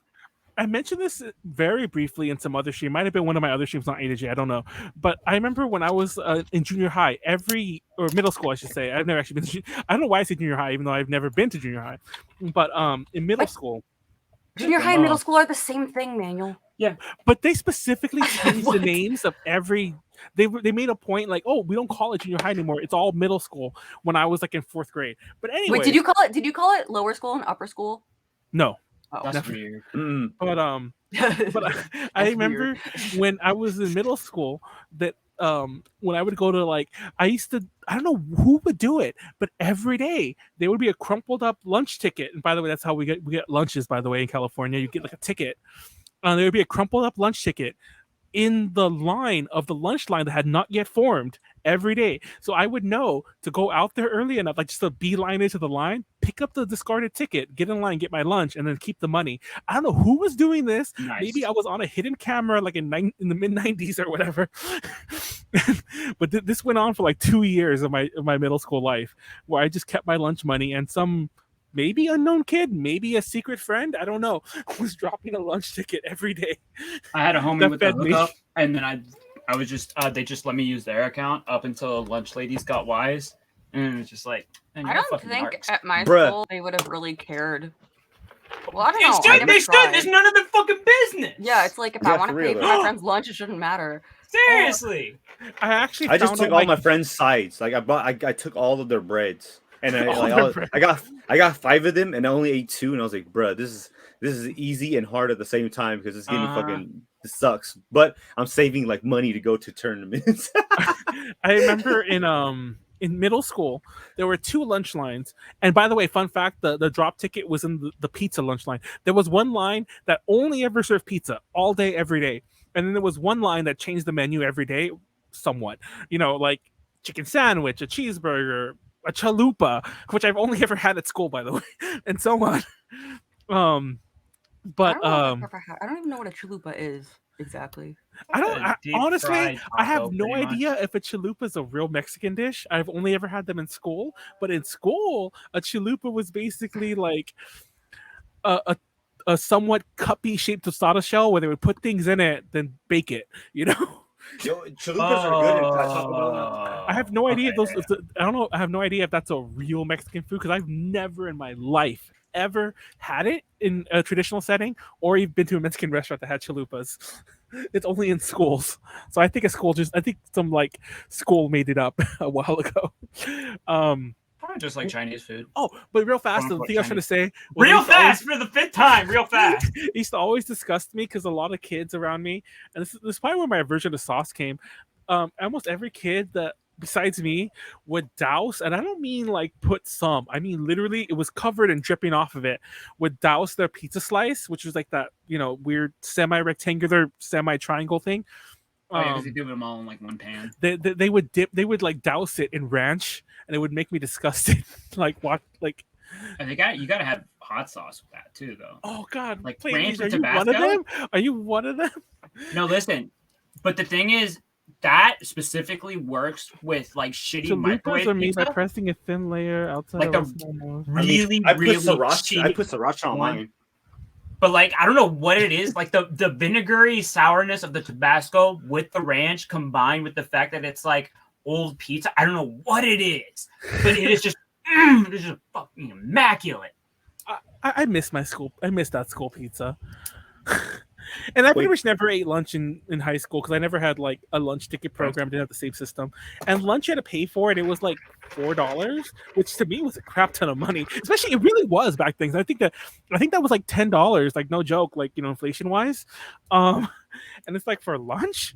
For that, you know, at school, I could go buy a fucking real hamburger at like, you know, for that price at after school or something.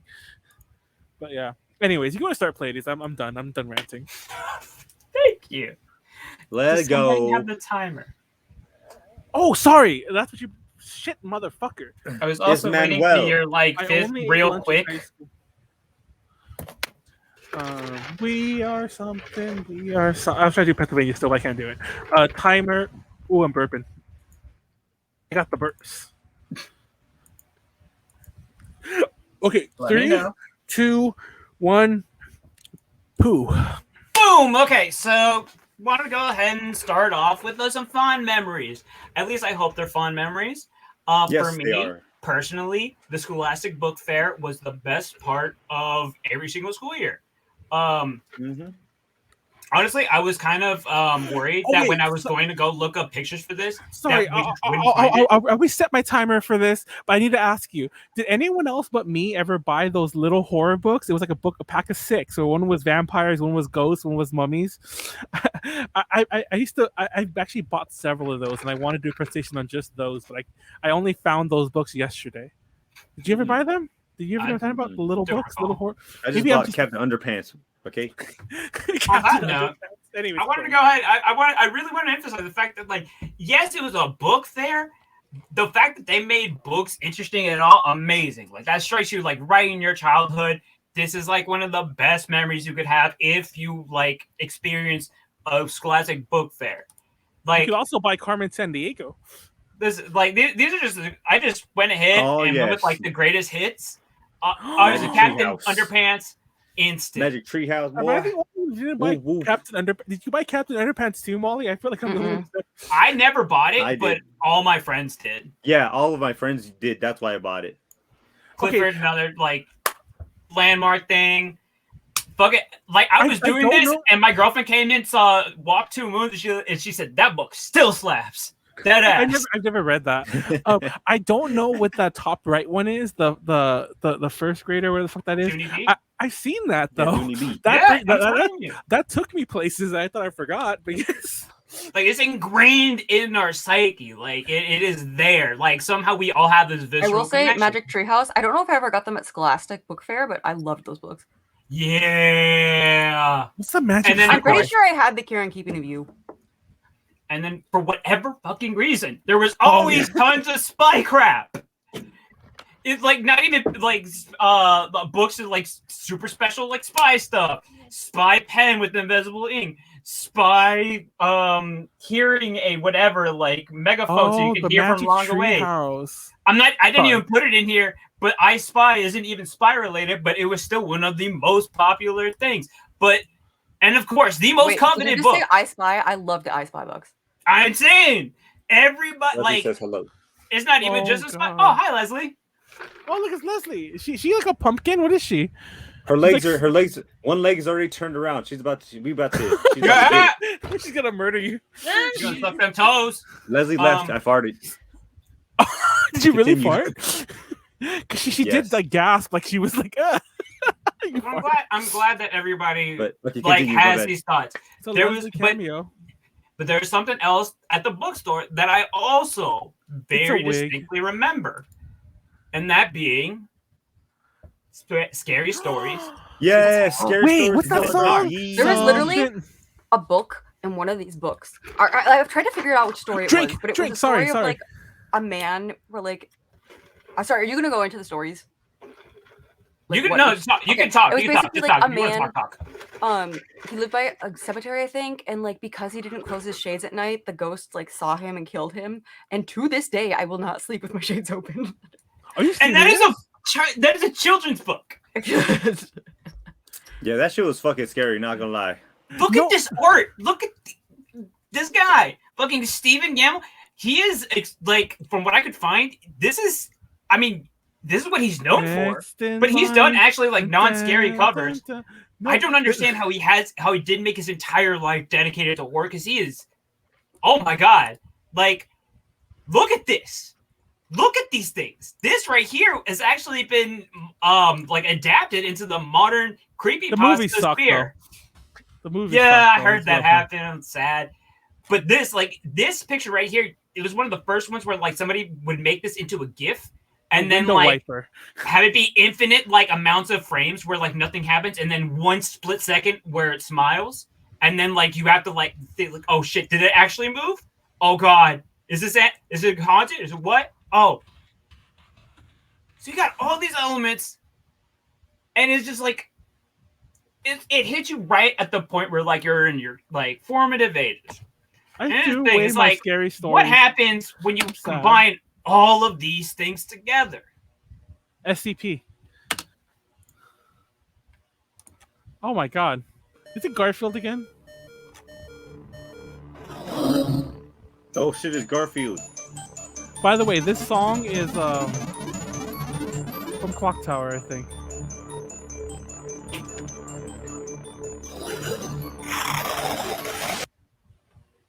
I require This is- lasagna. Lasagna cat This funny. is a presentation about Gorefield. Wait, is this a real thing? You gonna learn today. All I know, you did that one presentation on the fucking ARG of lasagna, cat. Yeah. Yeah, where they were calling to tell the sexual partner thing or whatever. Yeah, that video is like over 2 hours long. Yeah, it's literally just people like, "Hey, I'm John, and I slept with 10 people," or whatever the fuck. I mean, it's not just that, but like that is like the big draw to it. Yeah. Yeah, it's like hours of like it repeats though, because like the thing starts, they open the door, and it's like, "Hey, I'm Lisa, and I slept with 30 people," or so on. But like, okay, so what is this? Scary Garfield? Okay, yeah, it is. In a nutshell, what it is a gestalt of communal trauma that you see straight from Lumpy Touch. Because the thing is, we all were accustomed to Garfield growing up, and the horror aesthetic is the same thing we experienced as a child. Hold on, I need to move the timer better. Drink it. I missed like 2 drinks because I was like obsessed with that fucking clock tower theme. Now, to be fair, he wasn't the first one to like really kick this off. It really that looks like Leslie. Wow, I'm sorry, fucked up, dog. You apologize to Leslie right now. Yeah, you go suck my dick. Apologize to her. Since when did you care, Warren? What the fuck? Wow. I do care. Anyways, only I can do that. And then so there's debate on like exactly where the concept of Gorefield actually came up. The thing is that because it kind of like goes back so far, like into like the early aughts, into like arguably before that, this is for me what I saw as like the real like key moment where it was like, okay, there's Scary Garfield, but then there's Gorefield. And that to me is you take Garfield and then you add the style of scary stories to tell in the dark, because it is very distinct. It is like, I feel like it's unmistakable. By the way, I don't even know how you do this. I'm sure you didn't intend this, but his feet are almost backwards. And it almost feels like we're going full circle here. Ah, hey, look at that. They're sideways. They're like going, getting there. They're getting there. But like it really kicked off in September 18th when William Burke posted this on his Instagram, and it fucking like shot off like a rocket. And then because it shot off like a rocket, that same October, he wound up coming out with another drop of like a couple different pictures. Again, I've seen this. The style of this is impeccable. Like it's an I mean, you know, it could just be diffusion of like inspiration or whatever, and like maybe it just took, but like to me, it really screams out that same style of scary stories to tell in the dark. So you got this. You got John, where's my lasagna? Bullets don't work, John. Is that fucking terrifying? It's a centipede. And of course, the world is going to end, John. Now, that's all great. And it is amazing. And if he hadn't done that, we wouldn't have it. But then, the boy came around. Sans? Lumpy Touch. Who took all these scenes. Lumpy Touch being a pixel artist, game dev. He's got like tons of stuff on itch.io. Some of which like he actually like fashioned in this kind of styling, and people have also adapted Gorefield type of aesthetic to their games. But to me, this really kicked it up another notch. This is where like, I mean, I knew that I've seen like those like creepy pictures of Garfield before. Is this a GIF or is this playable? Oh, this is a GIF. This is a GIF. Oh, this is a GIF. I could have put in the video, but I was like, I'd have to put in all these videos. This does the job, and honestly, like the video is like pretty like, you know, brief. So cool. Yeah, done. So took the same moments, put a UI over it as if it was a Game Boy. The actual like series on YouTube is called Garfield Game Boyed. So if you wanted to look that up, yo, you're in for a treat. And it kind of like it built it into almost like a narrative. See? Now in one phase, yeah, okay, 2D, those pictures are amazing. But also like this, oh god, I love this. The only thing that I wish that I kept in here is like this cut out the phrase that Garfield says right here, which is I can smell you, John. Yeah. Well, notice the scent is all the way up though. Yeah, exactly. Those little touches And it's so weird, but I don't know why. The fact that like those UI elements that are in there and they don't even do anything, like to me, it's such a cool touch, and that's probably like why I like this artist, like period. But like, it's so cool to me that like you take one concept of Scary Garfield, one person takes it, and another person like builds on it, and it's almost like this limestone composite of like all this stuff adding up. You got right here the last scene. This wasn't even in the comic. But now you get to have a little build-up. Oh my god! You got a boomstick. Oh. Well, does anybody have any guess of what's going to happen right here? He's gonna go into his eyeball. Oh wait, what the fuck? What's he going to say? Bullets don't work. Yeah, there we go. John. I missed the John part, but yes. And the thing is, it's like, okay, that's what we were given. But that's not where he stops. To that effect, we have all those pictures that William Burke started, and he kind of like, and what Lumpy Touch did is he like weaved them together in like a cohesive kind of plot. There's other things like mixed in here and there that like add structure to the story. But like this is one of the ones that I kept the sound in specifically because, this is after much searching and everything. John thinks that he's managed to corner Gorefield, and he lights the furnace on fire, the gas, whatever it is, on fire to blow up the whole house because he's like, screw it, need to get rid of this. Where's Odie? Funny you ask that. Oh, they're gonna show Odie. Okay, I'll wait.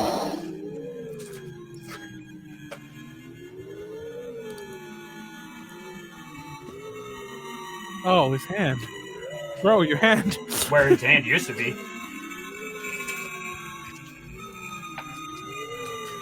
This version of Garfield looks a lot like the Godzilla monster from the Godzilla creepypasta. Oh, right, Godzilla you're NES right. game. Yeah.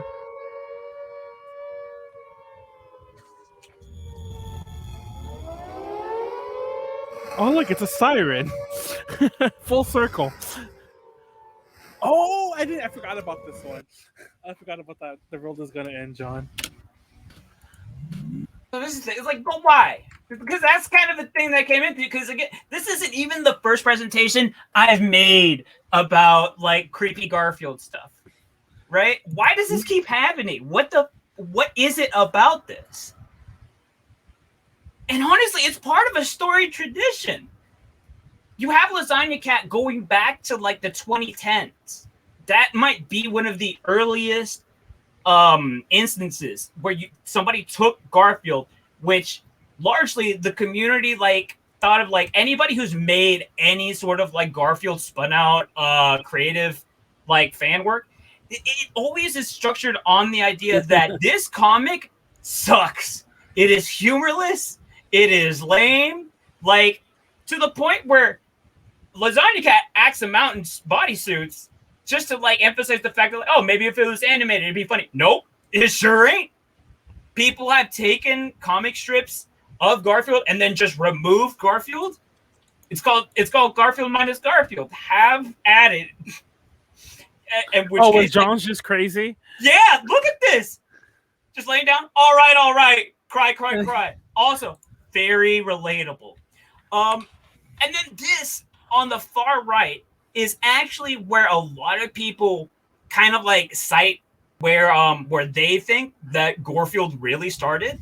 This being I'm Sorry John. That's also the name of a Reddit / I'm Sorry John, where you just have like a bunch of like creepypasta Garfield stuff. Where John wakes up and the house is just like completely Garfield printed, and then suddenly he just realized, oh, Garfield ate the whole fucking house. Okay, all right. You can blame Jim Davis. You can blame the motherfucker who made this. Because here's the thing. He gave everybody the material from the get-go.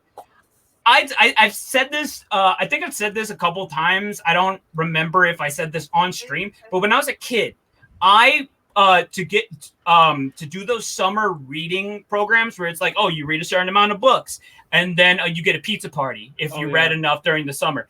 Oh, I fucking churned the shit out of those Garfield comics, like the books, like the compilation, because it was the easiest points ever, and they had them all at the public library. So I am omega, like, just comprehensive in the Garfield canon here. And when I reached this strip, yo, it's easy, man, and it kept me like occupied. But like one series of comic strips in Garfield starts with him waking up, and then the world he finds out is like, oh, there's nobody around in the house. There's no John, there's no Odie, and it kind of like brings into suggestion this thought of like, what if all of this was just a hallucination from Garfield? What if it was just like him trying to make friends? And honestly, I mean, in the sense of a story, I guess it's supposed to be like, oh, Garfield is having a dream about what would happen if he didn't have Odie and John, and so it makes him more thankful for the life he has, right? The thing is like the way these strips end is kind of wild. Thinks that John's there, not there. Thinks that Odie's there, not there. And the final lines are, after years of taking life for granted, Garfield is shaken by a horrifying vision of the inevitable process called time. He has only one weapon, denial. I don't want to be alone. And then Odie and John pop up.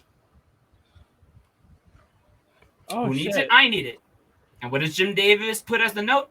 An imagination is a powerful tool. I haven't said drink in like fucking 10 minutes. I know. I've been trying to keep up with these. Sorry, I've actually been into the presentation. Jim Davis, an imagination is a powerful tool. It can tint memories of the past, shape perceptions of the present, or print a future so vivid that it can entice or terrify, all depending upon how we conduct ourselves today. That's not conclusive, my guy. Like, you are leaving a can of worms open.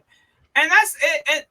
Because the thing is, like, there's the common themes that you constantly have in all these adaptations of Garfield are that there are elements of delusion. Somebody's deluded. Whether it's John or Garfield or something, like, point being, like, John's just the perfect, like, everyman, because it's like, oh, shitty cartoonist, shitty life, all that. Great, depressing protagonist. Drink. It's Eeyore, but human. Just kidding.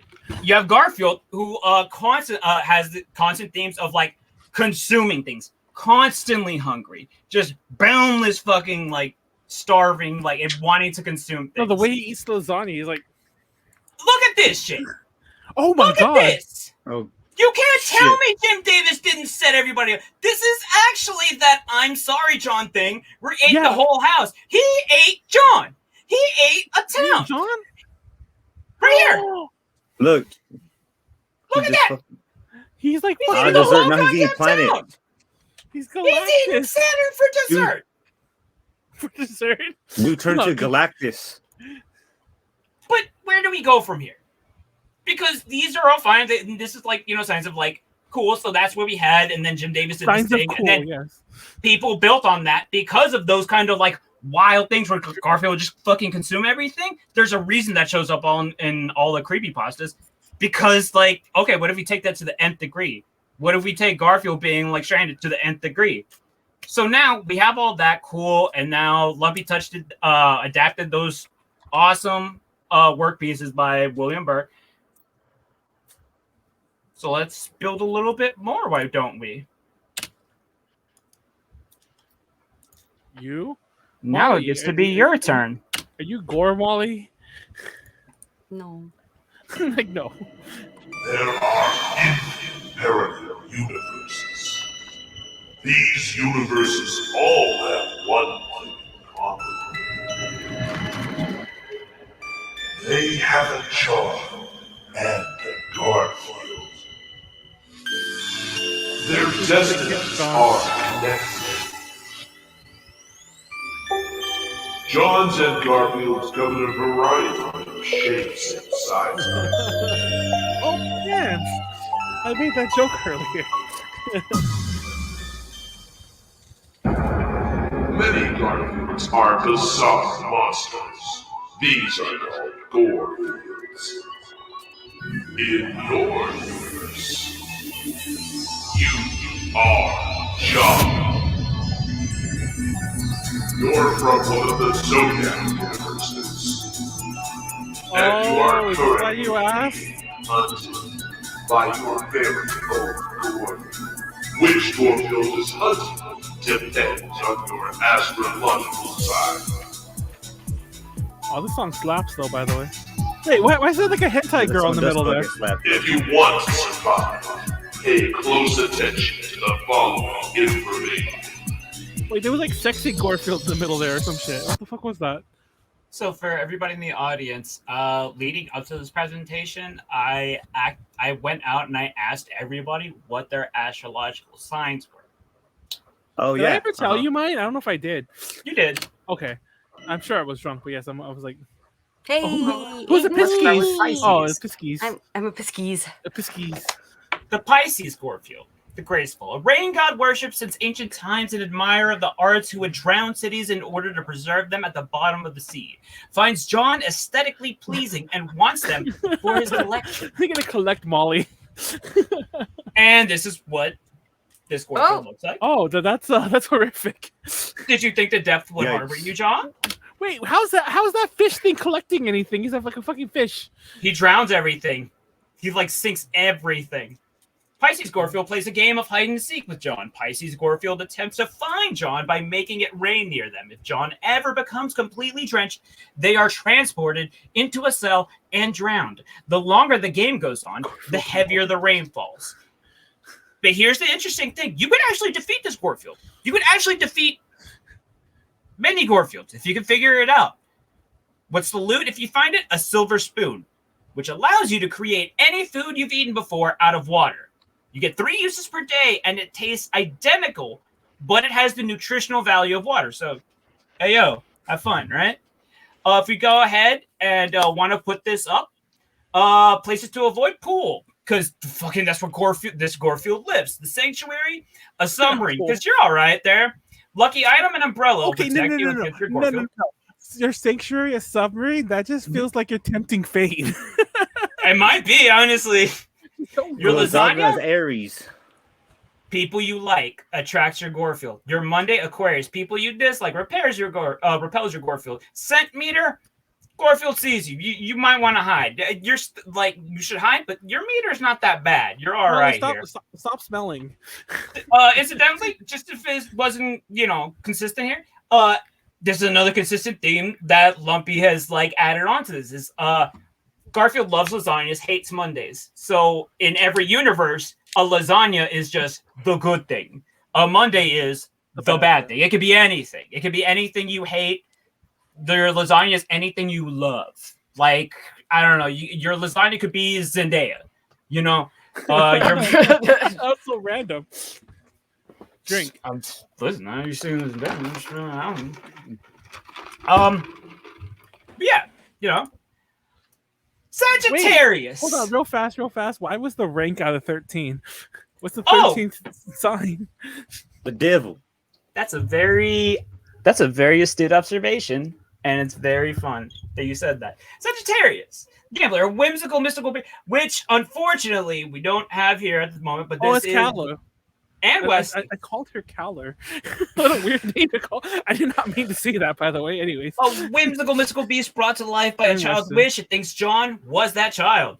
He's not. It's addicted to the thrills of gambling and particularly loves playing games of chance with John's life. Right here. What does he have to say? He says the angels are singing John.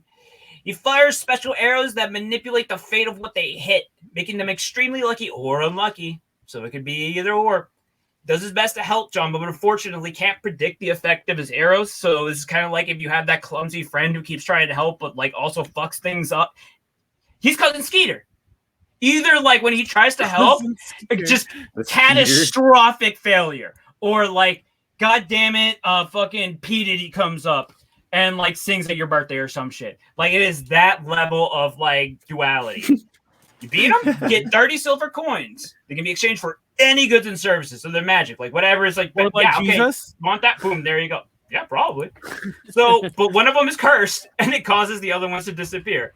So just keep that in mind. Place to avoid: fields, sanctuary, windowless basements. So if you have a place, don't hide from a storm. The way you would hide from a tornado, this is how you hide from this Gorefield. Lucky item: dice. Hilarious. Centimeter: Garfield knows where you live, so maybe move. Power rank 12 out of 13. Pretty fucking high. That is a lot of crazy. Stinkier than Molly confirmed. And now you might be asking at this point, how the fuck do you fight these abominations? Can you? With chess? Is Anna Win condition. There are 3 ways to win against your Gorefield. Option 1, kill them.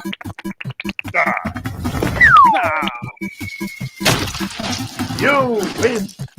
Option 2, beat them in a challenge or game. Each Garfield will only accept very specific challenges. Option 3, feed them a secret. In your world is a secret lasagna recipe. If your Garfield eats it, they will surrender. Check for clues in ancient temples and keep an eye out for cryptic messages. You can even spy on your Garfield to see what ingredients they like. You could try hiding forever or making a truce with them. Good luck with that. You are now imagining what pineapple lasagna tastes like. That actually doesn't sound that bad. Yeah, it doesn't sound that bad. Honestly, I was trying to think of like some sort of recipe. I know that I can make it work somehow. I don't know how. This me. But this, hey, Leo, you got Manuel right here. All right, Leo the lion. This is Manuel's Gorefield right here. Oh, the sublime. Ain't practice Sublime? Santeria. I feel like of all of us, Yeah, what? of all of us, Manuel being Leo is the most apt. Oh, God. Anyway. Anyway. A statue brought to life by its dying sculptor has become the guardian entity of the underworld. Years later, it's shocked to learn that John is identical in appearance to its creator and seeks them out to test their valor. And what does Leo say? This is sacred ground, John. And then I love the fact that it's got Nermal's head right there in his claw. Nermal's dead. Oh, you knew as soon as like Garfield turned into like an eldritch abomination, Nermal was gone immediately. Fast, easy clap. Power necromancy. Leo Gorefield summons an undead rival to hunt John. This rival is randomly selected from the nearest graveyard and is able to use all the skills that rival had while alive. They actively work to ruin John's life and sometimes attack violently.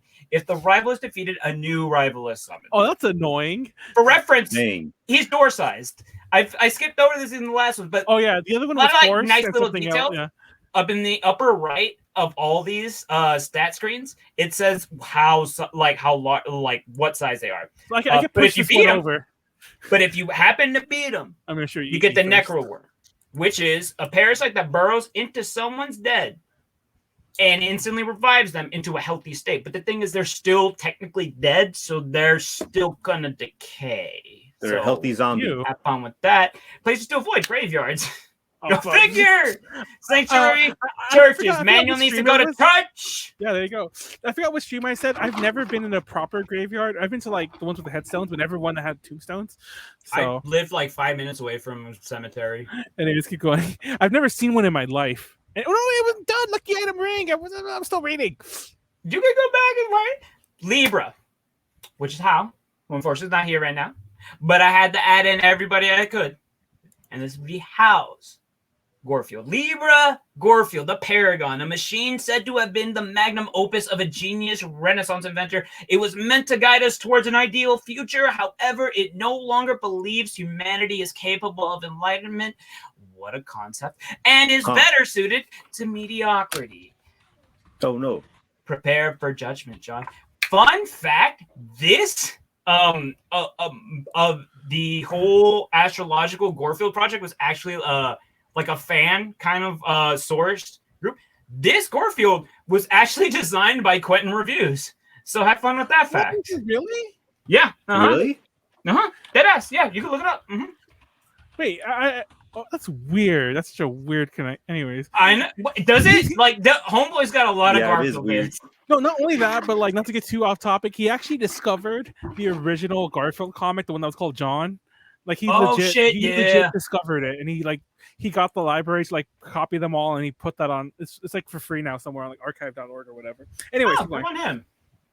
And he owns one of those You giant did on it? Garfields from the Garfield Eats. I saw. Power judgment. That is Leaving Garfield interesting. desires a future where everything is perfectly balanced. Good fucking luck. Holds a trial for John at regular intervals. Wow, damn, this is just like having like your parents constantly over your shoulders looking at everything you do.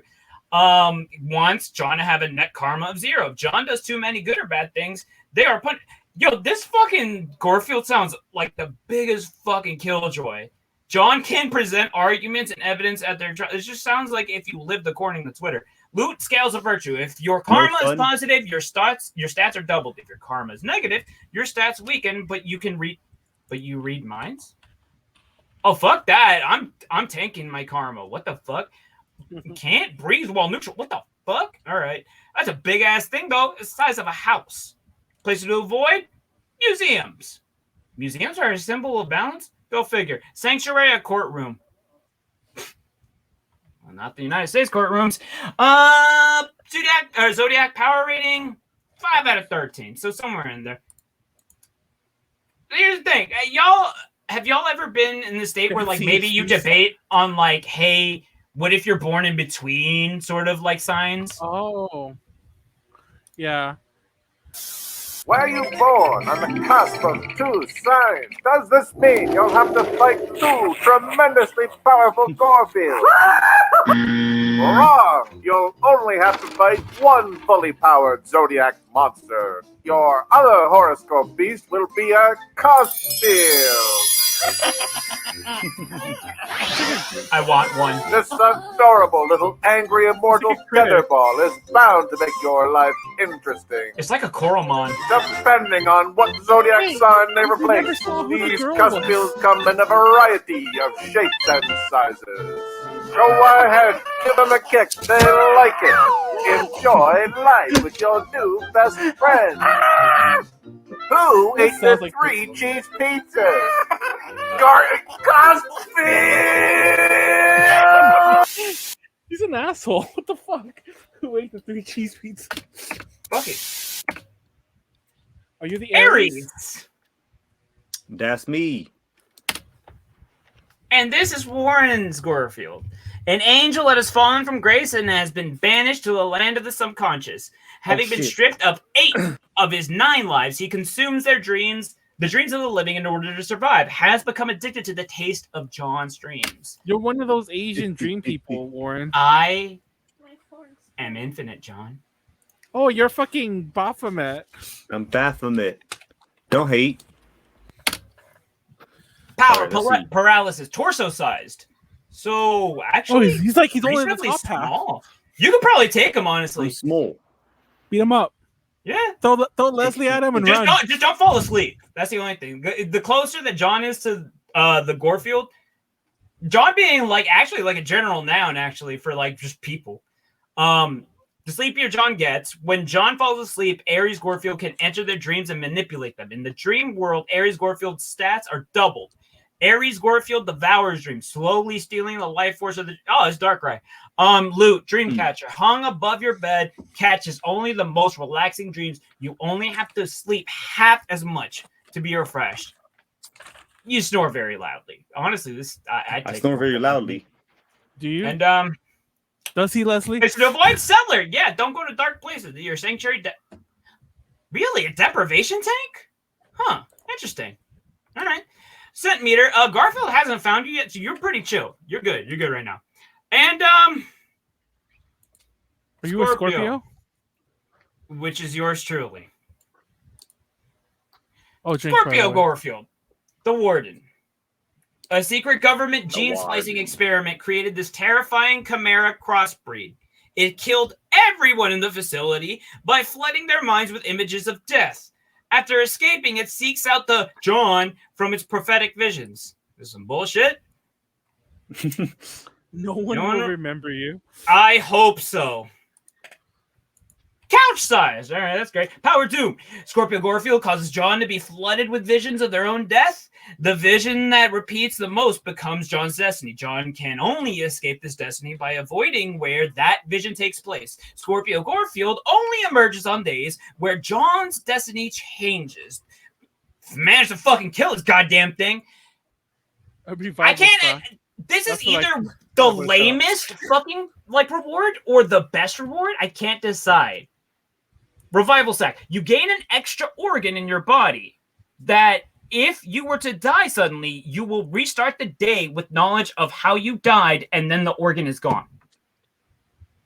Yeah. What if you just like Final Destination yourself, where you hide from death and you die anyway? Drink. Yeah. I mean, that's the whole thing. That's the idea. I can't decide if this is good or bad. Honestly, the fact that it can't be multi-use to me sounds fucking dumb. Zodiac power rating 10 out of 13. So, I mean, I feel like I should be able to get. Gorefield is somewhere below you. Stinky. God, I hope he comes close. But, and in closing, because you asked the question, Manuel. What if no John? You said there was 13 out of whatever. Yeah. And you are right that was a cool thing to pick up on, because there is a 13th world.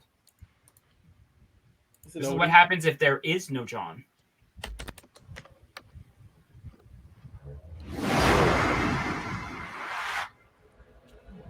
What the fuck?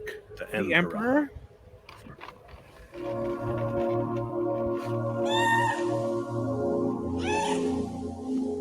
This here is Garf, but he ain't the Garf you and I know.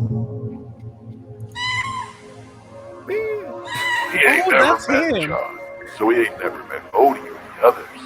He's just a stray, roaming the streets, trying to get by. He wasn't the strongest, fastest, or smartest. Sam. Life wasn't easy for him. But then one day, he began to change.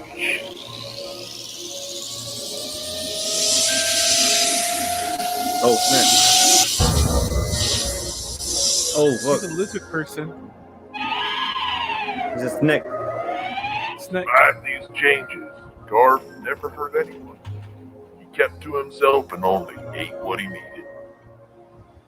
Unfortunately, folk didn't like a creature crawling around in the night, no matter how gentle. Oh, shit.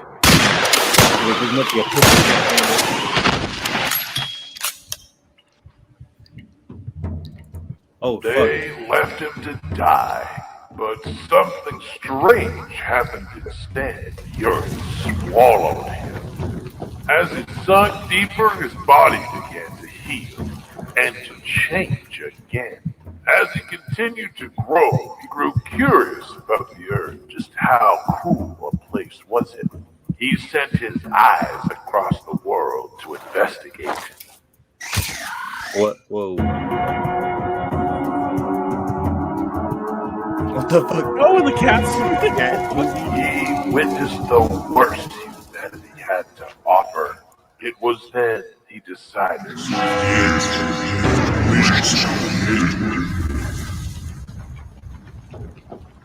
Oh, snap. He turned into a car wheel.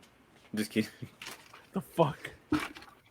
And if you want to see what he actually does, you have to watch the actual video on Lumpy Touch's channel, which I heavily encourage and suggest, because this shit is like, I rewatched this multiple times. It is great.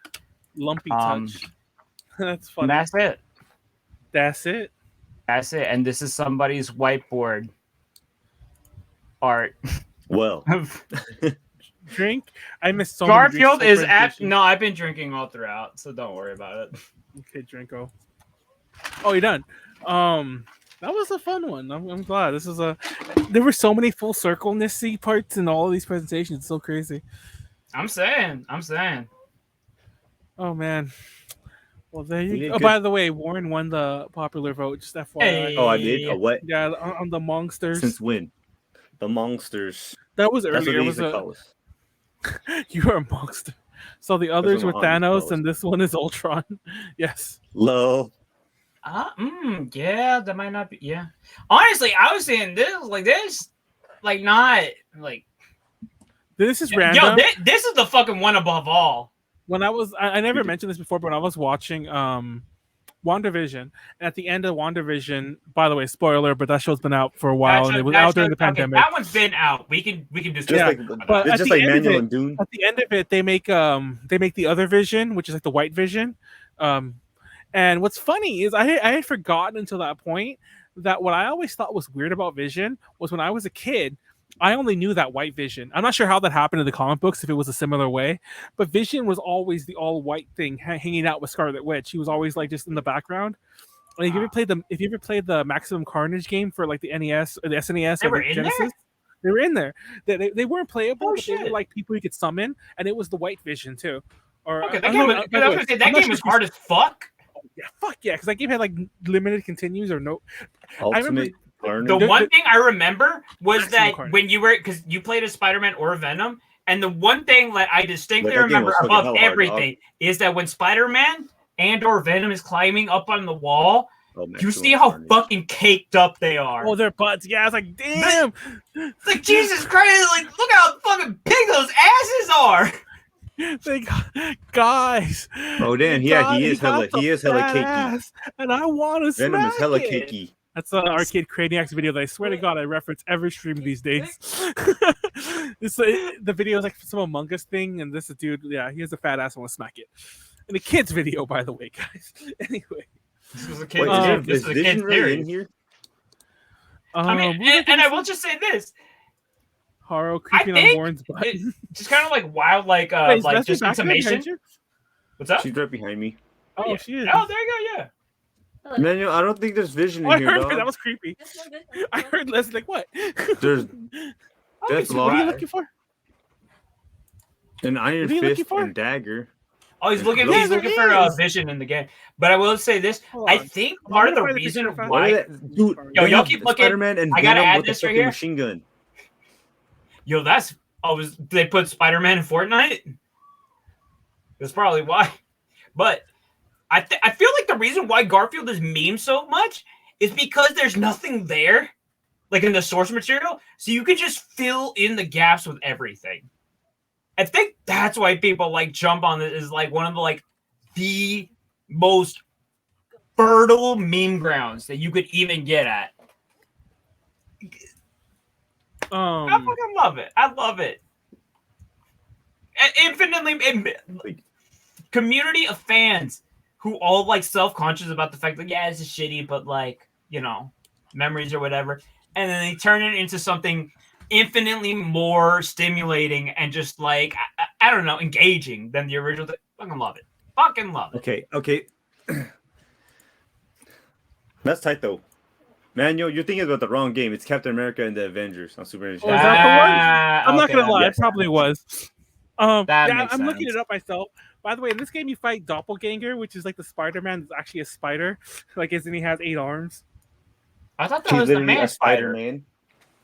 I don't know. This dude was called Doppelganger, and you fight Demo Goblin, the one that's not the Hobgoblin. Wait, Hobgoblin, Green Goblin, other Goblin. There's two goblins. Hobgoblin is the one that's not Harry Osborn. Well, Demo Goblin. There's like fucking apparently 6 of them. Jason Massendel is who. Literally who? Exactly. You tell me. Anyways. Yeah, I was thinking about that game, but no, Vision is in this one. I'm looking at it right now. Warren, you're lying. You lying sack of shit. I'm gonna play this game just to show you. No, and there's even a cutscene. I think there is a story. There is a story. There is a story in this game, and there is a cutscene where Wanda and Vision show up to tell Spider-Man something, like Spider-Man, Venom is doing blah blah blah, and then he goes to do whatever the fuck he has to do, and like Vision's all like silent, just like big behind her, and then Scarlet Witch is in the front. And I think she is. They call her Wanda. I don't think they even call her Scarlet Witch. But anyways.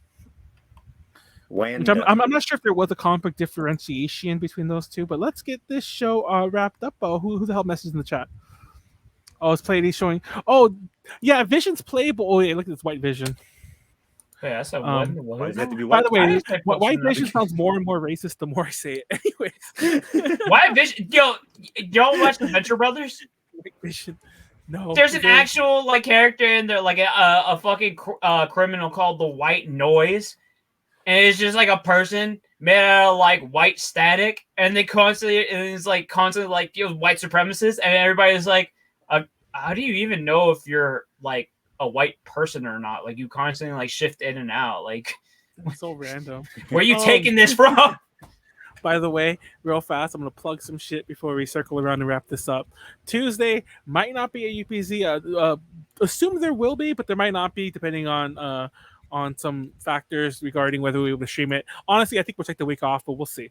Wednesday, we'll be playing Outlast some more with Warren and Snacks. We're gonna try to defeat Outlast. Yeah, and Friday we're gonna be playing D&D. We are. Yes, that's a normal week, Warren. Don't start. I don't know what you're talking about, Manuel. I don't know what you're talking about. What D&D? What's D&D? But fun fact, we're switching DMs and we're gonna play some of Pleiades campaign, so better get prepared for that. Okay, yay. And then Saturday's nothing. Saturday's Manuel getting drunk by himself. But I might hit y'all up for like certain things. Yeah, just and that's the schedule. Yeah, tomorrow's Halloween though. Is anyone doing anything special for Halloween? Molly, you doing anything? Working. You're working. You're gonna be like, is it busy usually at Halloween at all? Like I feel like nobody goes really. eating at Halloween. No one eats on Halloween, guys, says Manuel. But you know what I mean. Like no one like eats at a place. Shout out to my homeboy's gonna be like, oh yeah, my homeboy's definitely gonna be working, and like anytime he works on that Halloween, he wears a fucking banana costume to work. No, I remember. I actually used to be really annoyed when I used to work real fast. It was for Party City. We were allowed to. We were. I don't even want to say Wait, we you were worked allowed. at Party City? Yeah, when I worked at Party City, we were actually forced to wear costumes. But it was really obnoxious because there was a list we would have to choose from, and I used to hate it. And then there were specific roles that we couldn't wear the same things. Like if somebody already picked the parrot, which is my personal favorite, like we just had a parrot that would just go on your shoulder. If somebody already was wearing the parrot, it's the whole costume. It's not a pirate. It's just a fucking parrot there. It's just a parrot on my shoulder.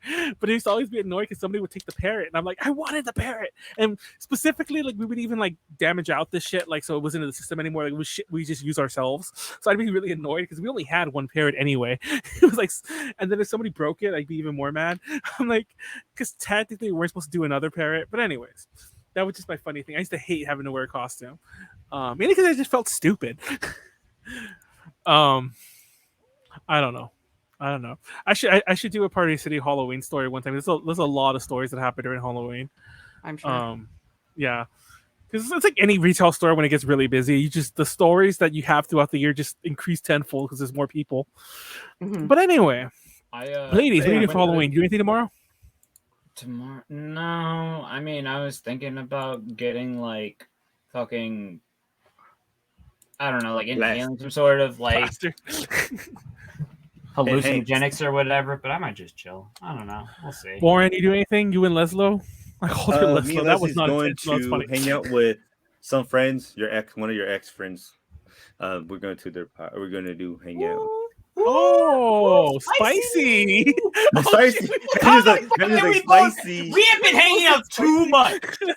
I rubbed off on you way too much, man. We're just gonna go and chill with some homies. I think I'm gonna like I wanted to go to Carnival. I'm definitely going to that. I think I might order pizza and I'll work on some fun fact. I'm actually working on some Patreon stuff because I want to publish a lot of big updates for the beginning of the month. I've been keeping up my promise, Pleiades, so there's been content coming, whether it's content our patrons want. Shout out to Ed Kenneth and Joshua, by the way. But whether it's content people want is another story. But I plan to open it up. People could say what they want, and then hopefully we can get it working. But I'm still working on. I almost commented on last year's one, where Leslie. Remember Leslie's her Peruvian cryptids? I found it on. It was actually on the first page on Google. When I was doing my stuff. Mm-hmm. It's not the first search, but it's like it's on the first page. No, I've mentioned before. There've been. I mentioned. Damn, Leslie said you're welcome, Manuel. It's mainly Cali's presentations, but there have been a few others. I think we've all had at least one where, like, just because the topic is so topical, and because they're chaptered, and because they're chaptered in these YouTube videos, so you can just find the one you're looking for. We end up in a lot of like, Reddits and like, other places like that, or like, and yet you have never told us. I have. I just don't know, like, where. You don't post links. I want to see links. I want to see like the fucking just like conversation, just anger. The fucking Honestly, sure the vitriol of like, oh, this wasn't done right. Yeah, this, exactly. It's inaccurate. Blah Honestly, blah blah. Oh god. The biggest reason is it's rarely. I don't think it's ever actually. I don't think it's ever been. Thank you for doing this topic. I learned something, or it was a lot. It's always you fucked up. You got this wrong, and it's like, gosh, calm down. I need this for educational purposes. Yeah. Anyways, I have an idea. Oh yeah, apparently it's Mr. Chocolate's third search on Google. Anyway, that's it. Peace out. That's all of our show. Thank you for watching. Happy Halloween. Happy Halloween. Happy Halloween. Fucking leave them black cats alone. Happy If Halloween. you have a black cat, keep them inside. And hide from. Or they might be those bouncy monsters I'm talking about. Hide from Molly. Molly's a cryptid. Technically, we all are. Okay, peace out. Didn't know that, but good to know now. See you later.